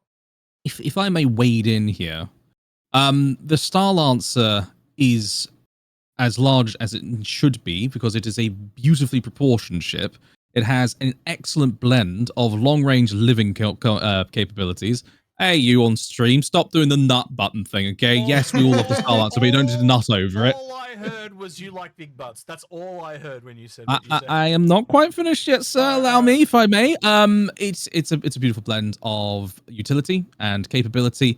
Also, I do believe that the Constellation should be as big as this. I think the Constellation is too small, and I think that's one of the problems of the ship. Yes, give you that. 1000%. I could give you that. And to conclude, I think that the Caterpillar is a very, very, very, very, very bare bones ship right now, and I think that would also needs do help. with a little bit of growing, if I'm honest. Yeah. So I think like how I'm that the being Starlancer flashbanged represents by Space Tomato every 5 seconds. Yeah, I think the Starlancer represents where a few ships that are older may end up being sort of size category wise. We all love the freaking what is that? Crucible. The Crucible. Crucible. I want to see a hotel rotisserie version of that eventually. It is so beloved by the Inforunners that it is a solid second choice for like our another cult, like a sub cult of the Cult of the Endeavor. This one over here. Yeah. No, I know that is the Cult of the Endeavor, but it is almost the same sort of level of very, very close of reverence. It's like everyone's nice, like, yeah, you should nice. get it. Well, Cult of the Crucible sounds better than the Cult of the Endeavor. Yeah. The Crucible Cult. Not subtle there at all, Space Tomato. He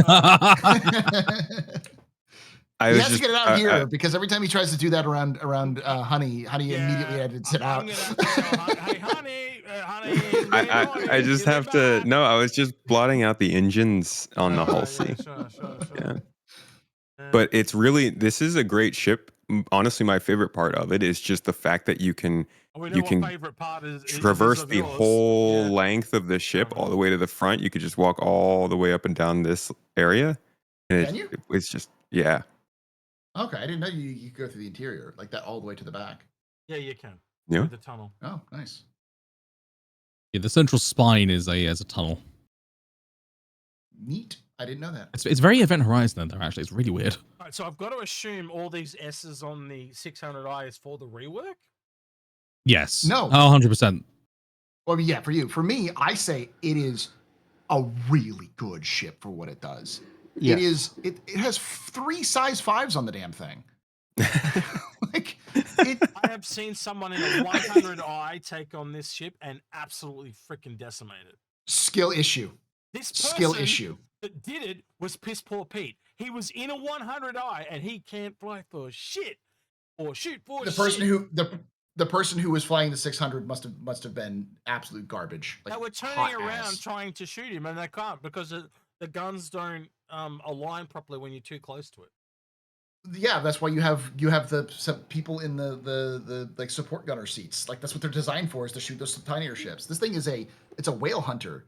The 600i can just fucking maul any ship that's its size or larger because of those size 5s. Like 1 or 2 of these ballistics, if you put ballistics on those things, you could probably take out a shield of an Idris with ballistic size 5 600s.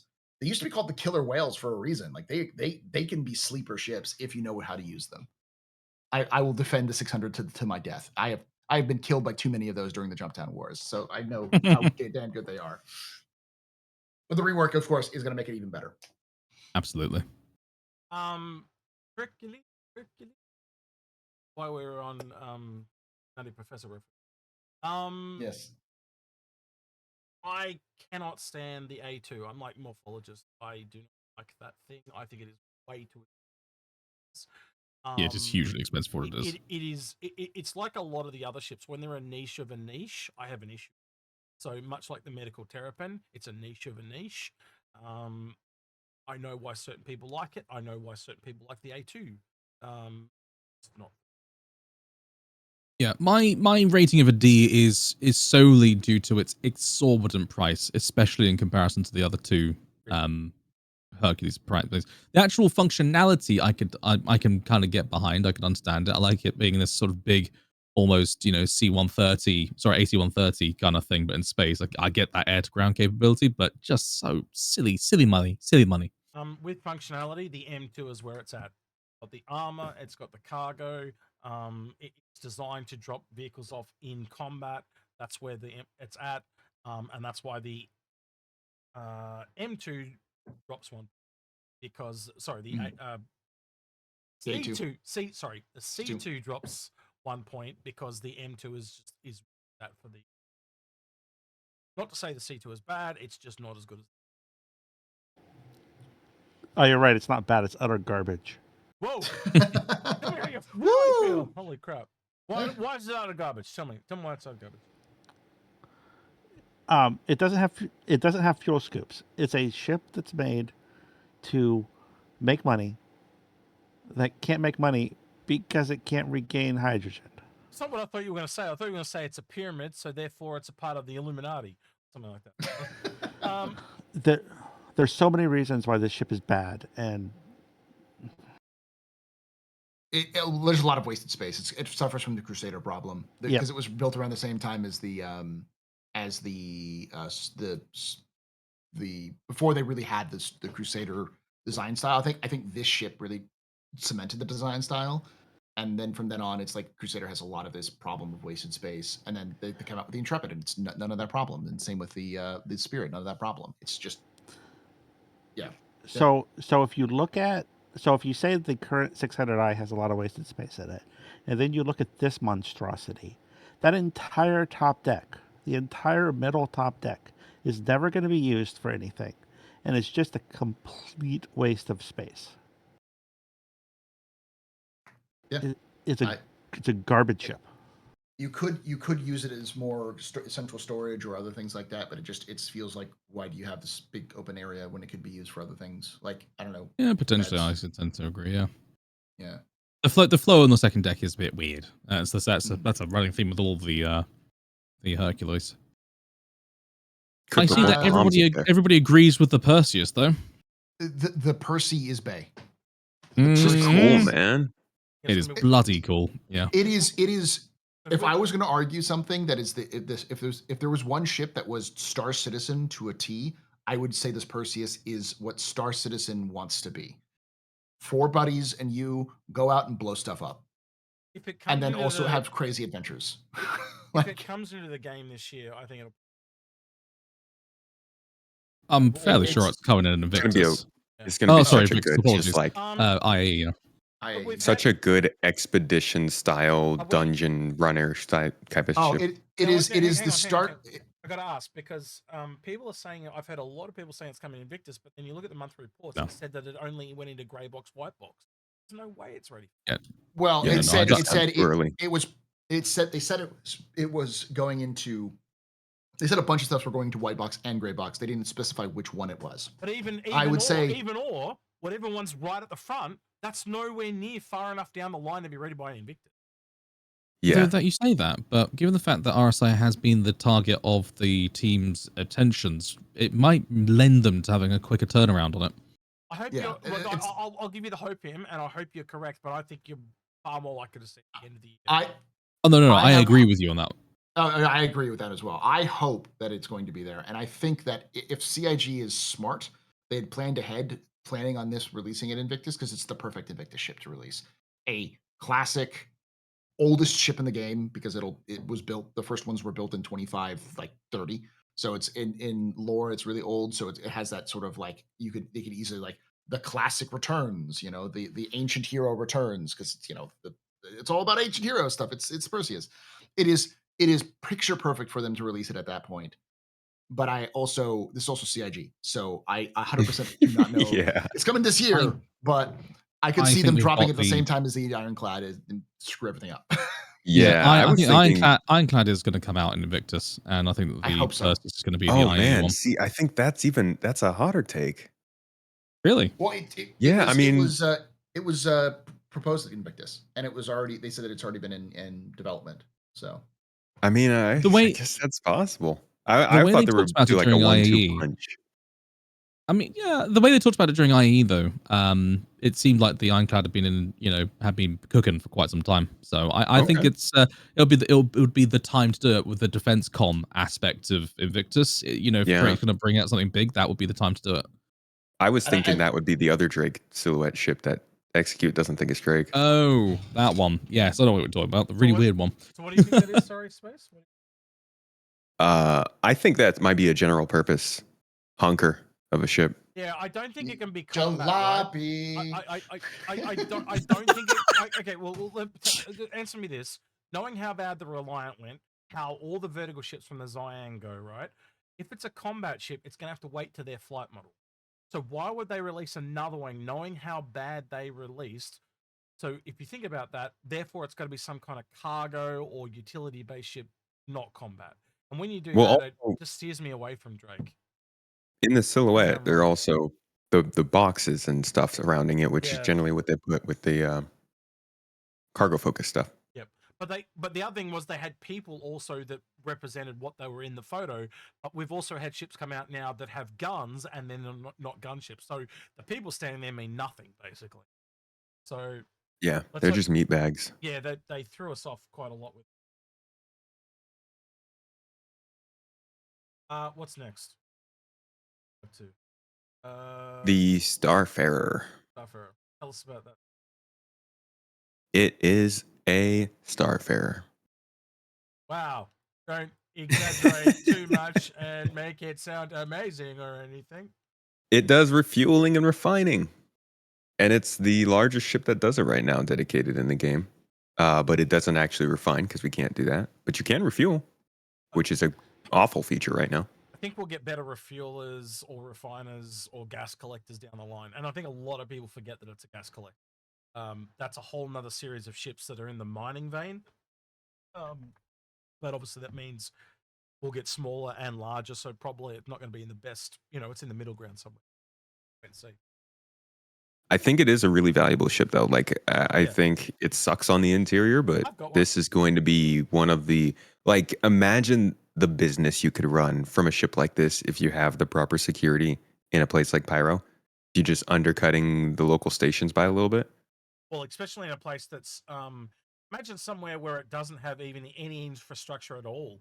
Just the ability for small ships to jump to you and then you to refuel them so they can jump again across the big, like essentially like a bridge. That's going to be huge. Yeah, dude. There's this like big sense to fuel and the danger of running out of fuel that Star Citizen's really missing right now. And I think this ship and a couple other ships, I think the 100 series is another one that will really stand out when that starts to become more reality. I'm playing this game right now called Citizen Sleeper, and it's a pretty cool RPG. But like one of the things that I've struggled with the most there is fuel and figuring out how I want to get around based on my fuel possibilities. And I think that's going to make for some really fun gameplay when you start thinking about the more player-based economics that they've started to focus on.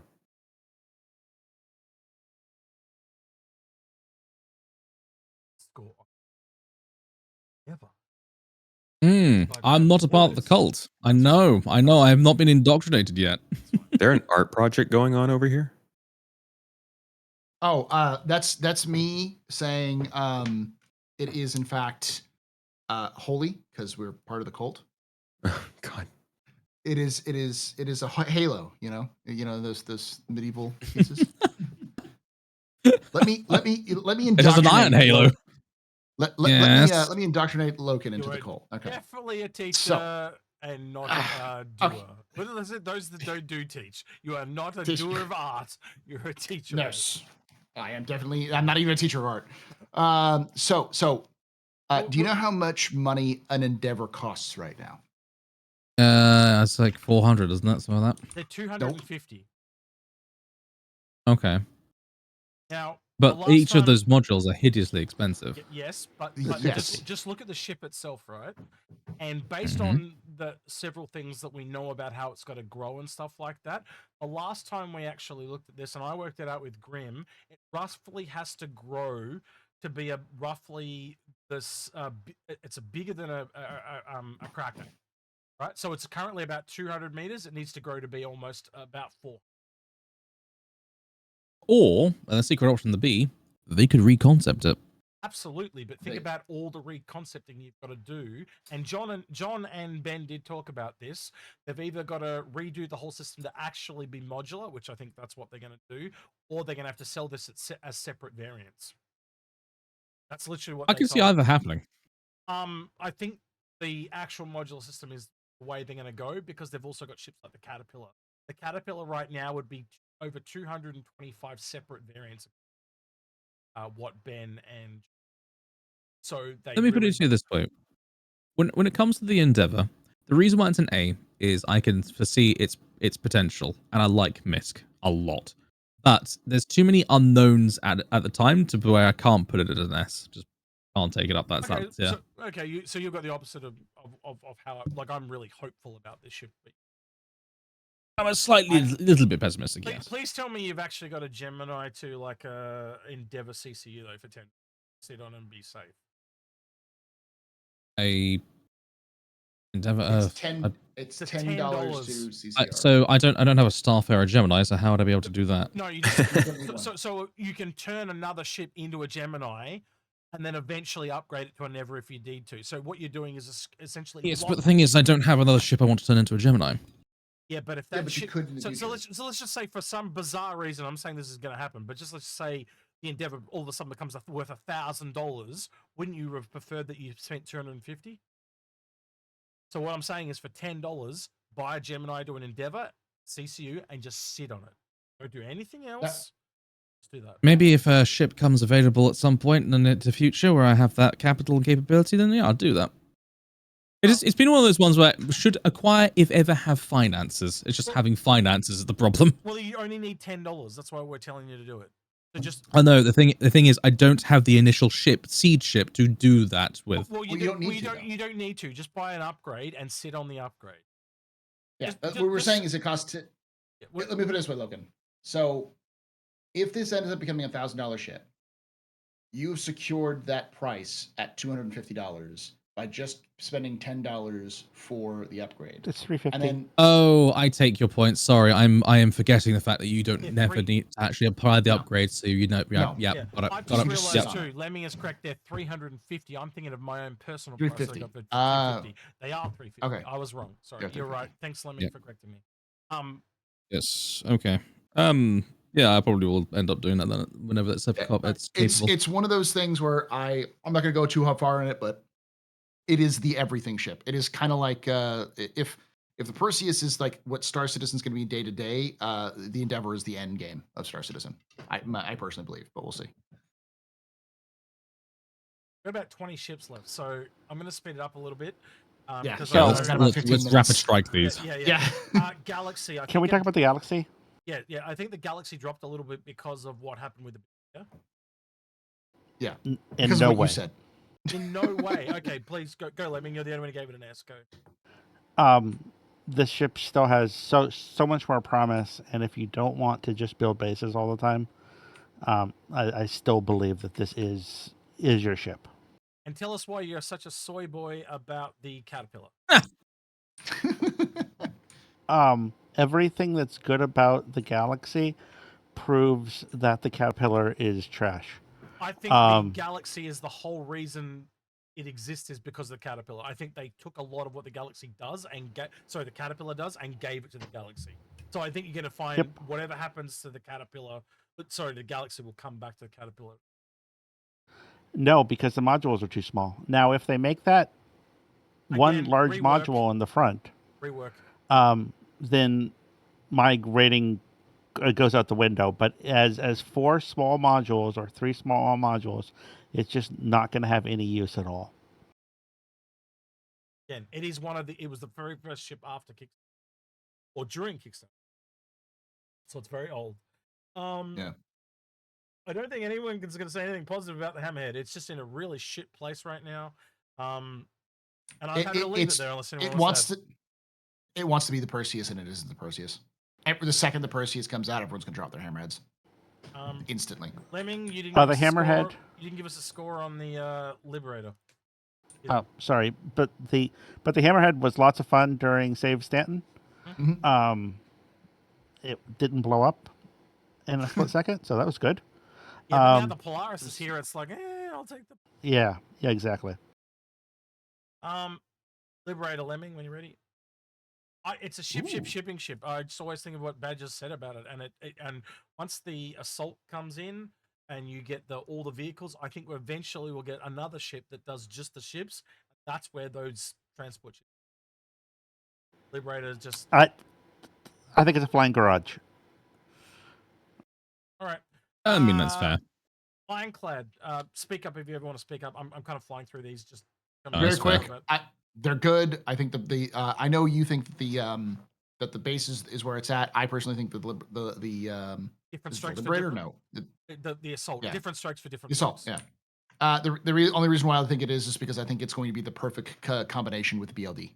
I think if you put one of these things with the BLD, you get all your vehicles in the Ironclad plus some fab capabilities, and then the BLD does all the base building. So it has kind of a nice like a 1-2. It's a little depot with thrusters on it. I think from our discussions with Ben and John, not as big as people. As in the fabrication stuff is really to make components, is really to repair the vehicle. But I mean, but if it can make components to repair the vehicle, it can do those sort of medium-sized things as a nice little support thing. Not like a build entire bases, but build the parts you might need. We'll have to see. I think it sounds a lot like I'm going to take out my F7 Hornet and do mining thing from back in the day. We'll have to wait and see. So I think putting the little ground base builder on an Ironclad or a Liberator for that matter is going to be where base building is going to be at for a lot of people. Yeah, I think actually putting a vehicle in it that can do the base building. I'll give you that. That's what I mean. Yeah, sorry. I thought you meant using the fabricated to build buildings. No. I was saying you compare it with the BLD, and you have the BLD build things, and this thing's a support for the BLD, so it can carry cargo, so it has I'll give you that. Stuff to do that. It can carry vehicles, so you can go mining or salvaging, and so it's got a lot of flexibility, and it's got the firepower to fight anything that needs to fight. So I'll give you that. That is my only argument. Everything else I'm going to leave up to y'all. Arastra. I've heard a lot of people say they want a salvaging version of this. This is like the number one thing that came up from a lot of people. That'd be cool. Turn this into a salvage ship variant. Oh yeah. So we'll have to see what happens there. I'll be big into that. I think a lot of people. I think it really looks really cool. I think it's a very cool. Yeah. Anyone else want anything there, or is enough said? Cool ship. Enough said, really. Cool ship, Crack rock. I think if you compare this thing to the Mole, oh my gosh, the Mole looks bad. Yes, agreed. Nautilus, a sleeper. I think though, after talking to Ben and John, we are more than likely going to get bigger mines. So therefore, the Nautilus will be left by the wayside as you get ships that, well, again, their mines are really designed to kill fighters. So when you go up ships, you're going to bigger. So I think still think it's interesting because it's Carrick. Space Tomato loves it, so space. I mean, it's got all the things, in my opinion. This, like Paul was saying, was it the Perseus really encapsulates what Star Citizen is? I think this ship gets pretty close too. You got space for a snub. So a runabout, if you need it, little bit of some other kind of gameplay you can put into a ship through the use of gadgets or FPS components, and you can use that ship to go and run missions while this ship stays in orbit. You've got crafting area, so you can get yourself components, weapons, items, ammo as you need. You got space for a vehicle, plenty of space for cargo, space for weapons. You got a place where you could put all your suits, which is like any atmosphere, you're good to go. Space for exploration, which we don't know what it is, but at some point this will have the ability to do longer range exploration. and then just tons of space for people to be able to live. I don't really see much of a downside to this ship. I'm sure there are a couple. But this is like, I mean, I use this ship to describe the Starlancer TAC because I feel like this ship is so well rounded. It does other ships justice to make that comparison. I think it's the Enterprise of Busters. Odyssey. I think this is a bit of a sleeper. Personally, I think this is gonna go. Lemming. Can I take this one? Yeah, Everything that Space just said about the Carrack is false for the Odyssey. I think we it doesn't have. I think we can look at the numbers and say you are completely opposed to almost everyone. It's 2 people with S's on it. I've got an A on it. Paul's got a B on it. But you have every right to feel the way you want to feel. I'm super biased on this one visually. I'll just put that out there. Oh, it's so pretty, but it's just pointless. It does nothing. Hey, it's a survey ship. They did not sell it as what they should have sold it as. They sold it as a Carrack killer, and it is not a Carrack killer. It actually works with the Carrack, if anything. And where the Carrack is to space, this is to planet. I think depending on how they do surveying and long range scanning, which I think they're going to depend on drones for, so I'm not sure how they'd fit that into this. It could be a powerful ship. I think this will be doing surface scanning where the drones on the Carrack or the probes that you that'll be in space. I think this is essentially a glorified real estate. This is going to fly around, find resources, and go put down a land claim and go, this is where you should build your base because it's got this, and like, how are you going to find those things to put out your base? Oh, we need to set up in this system on this planet. We're after these resources. That's exactly what the ship is. And when you go look at the land claims, they talk about a survey ship. This is it. I think for that to matter enough, they need to have both resources that shift around often enough that it's worth continuously getting those scans, and also missions that require people to even turn that data in pretty regularly. Because like just sandbox wise, if you're just doing that for other players, that's going to get old pretty quick. Yeah, but how much money are you going to make? That's what I mean. Like, it's my a point sleeper is because of the money. My point is that when this was sold, it was sold as nothing of that. So, agreed. Yeah, adding anything onto it that Sig has never said just seems like so dangerous. That's why it's a D. Yeah, I can see why you think that, but it's really obvious when you look at how it's designed. Again, like you can totally say that off the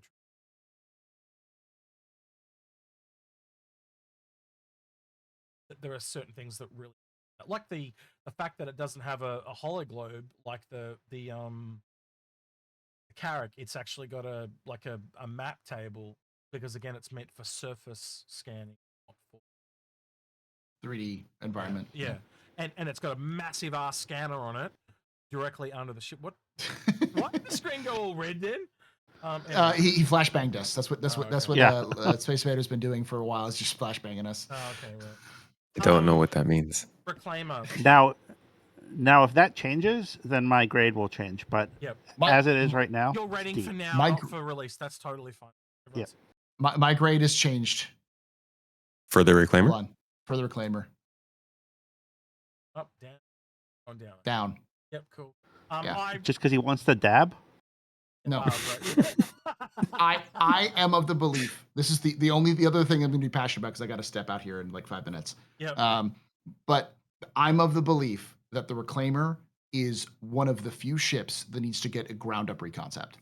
I agree. Yes. So many people bought it for the freaking claw, and the claw is gone. So I feel like they need to completely refund people the money for it, and then reconcept it to be what they actually know what salvage is going to be, rather than trying to make a square peg fit in a round hole. Yeah, Reclaimer is one of the special cases for this game that they need to go back and be like, okay, we're doing something major here. There's a few things that got changed, like docking collars and stuff. It definitely needs, but still like it. Polaris, I think that's pretty unanimous across the board that we all like that. There's not really gone. Pretty much high across the board on the Endeavour. We did that already. The Idrises, they are pretty high across the board, except for Lemming didn't score that one, so I'll let you do that in a second, Lemming. 890 jumps kind of mid to low. I think kind of. Wow, Lemming gave it a low score. That's impressive. Yeah, I think we're all pretty done. Yeah. I think after the, look, I'll just say this for Lemming, and you correct me if I'm wrong, Lemming, but it's because the 600i is getting a rework. I think it. Yes. Okay. Everything that I could possibly want out of an 890 is going to be done by the 600. I'm just going to bang these two together to try and save time, but the whole E and D, they are basically on par. I think the only person that gave it a C was Lemming, but Lemming, if you want to score the E for me. Yeah, both of them are too big. So much freaking cargo, man. Yep. Like, like the C is borderline too big. Yep. The D is ridiculous, and the E is what? Stupid. Yep. I don't think you'll see a lot of them. Let's put it this way. The only argument I can say for those larger ones is they're built. Their new purpose is for base building. Their job is just to feed resources for station building. But imagine the loading process, dude. Oh no, I know. Yeah. But like you drop. You know, to park the whole E in orbit and that's just. why the raft. That's what I mean. That's what the raft is for.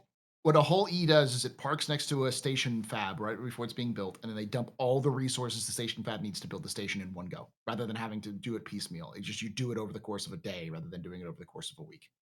Kind of thing. You did all the addresses with 1 point, I assume, Lemming, so they're all C's for you? Yes. Yep. When we did the mission, Take the Address, that had the complete opposite effect on me as it did everybody else. I was just like, this is a level. That's all that it is. It's not a ship. It's a level. Yeah, that's Squadron 42. I could say. I think it'll be interesting game. We need more big ships, and I'll reserve my judgment. Can have a more really detailed looking. Do you say that because the hallways are unnecessary? The hallways are unnecessary. The only good part of the ship is the hangar. Getting to the bridge is ridiculous, except for, if you're like taking over the ship, you put a blast charge on the glass and you're in the bridge. It's so exposed. Or when that technology where you can break stuff off, the bridge is supported by two very small things. You just take a cutting beam to that and then your bridge is gone. It just has so many. Yeah. Again, every ship does have to have. Banner Merchantman, really high across the board. I think we're all really looking forward to that one. Yeah, 100%. Yeah, I don't think we need to talk about that one too much. Pioneer, with what the changes they made at CitizenCon, again, across the board. You can see the scores there. Everyone's S on the Orion as well. I think that thing is just going to absolutely make bank. I think, unless you guys want to add to, just step in if you want to say anything on any of these. Same again on the Kraken. The only one. I'll ask you two, Loken and why are they not an S? Just I love them. I really do. I don't know. I've always been of the opinion that I prefer the ships to be within the smaller ships to be within the mothership, not on top. I just think they feel vulnerable. That's all. But that's literally the only reason. I'd say that. Other than that, they are fantastic ships and they'll be great carriers. Lemming, anything else to add to? I don't want it to have Idris feelings, and until I can walk around in it, I don't know if it does. I don't think it will. Reserving judgment to release. Is that what that is? Yeah. Okay. Yep. And then finally, because we've already done the E, is the Javelin. That's a little bit of a mixed bag. So you think it's flying level again? I assume, Lemming, based on your. It's everything that's bad with the Idris multiplied times 6. Okay. I mean, it's so big. It's so big. The inverse of that, Paul. Since you gave it an S. The everything that the Lemming is complaining about it is the reason why I like all these things, because they the hallways, that's Aegis. Every Aegis ship is hallways. All of them are hallways. That is their design aesthetic. He's not wrong. Look it's kind of like that's kind of like complaining that MISC has mailbox windows or RSI uses struts. That's their design style. Like it's at a certain point, it's like I get the whole like functionality matters, but it's also like art matters, and it's supposed to be art. And I think the javelin is the closest thing we have to like a cruiser in Star Citizen, in the sense of like, we from looking at Squad 42 and from going on note on various Invictuses, it feels like the people who made the ship actually went on board naval ships, because it feels like those naval ships in terms of like how the communal spaces are made, how the hallways are designed. It feels like they went, okay, we're going to look at like real World world War II, examples. Cold War examples, and modeling a lot of this off of it. It's got some submarine vibes because it's a spaceship, that kind of thing, but it feels like a military warship, which is why I think it works well, and its value is going to be exponential when we start seeing larger combat gameplay. So, and of course, I think I'm going to echo Loken in this one. It's a fleet command ship. It's a flagship. It most certainly is. Yep, it is the ultimate flag carrier. All right, with that, that's going to be its matter. With that, then you can find Loken Plays on Twitch. You can find Space Tomato on Twitch and YouTube on his multiple array of channels. So many now.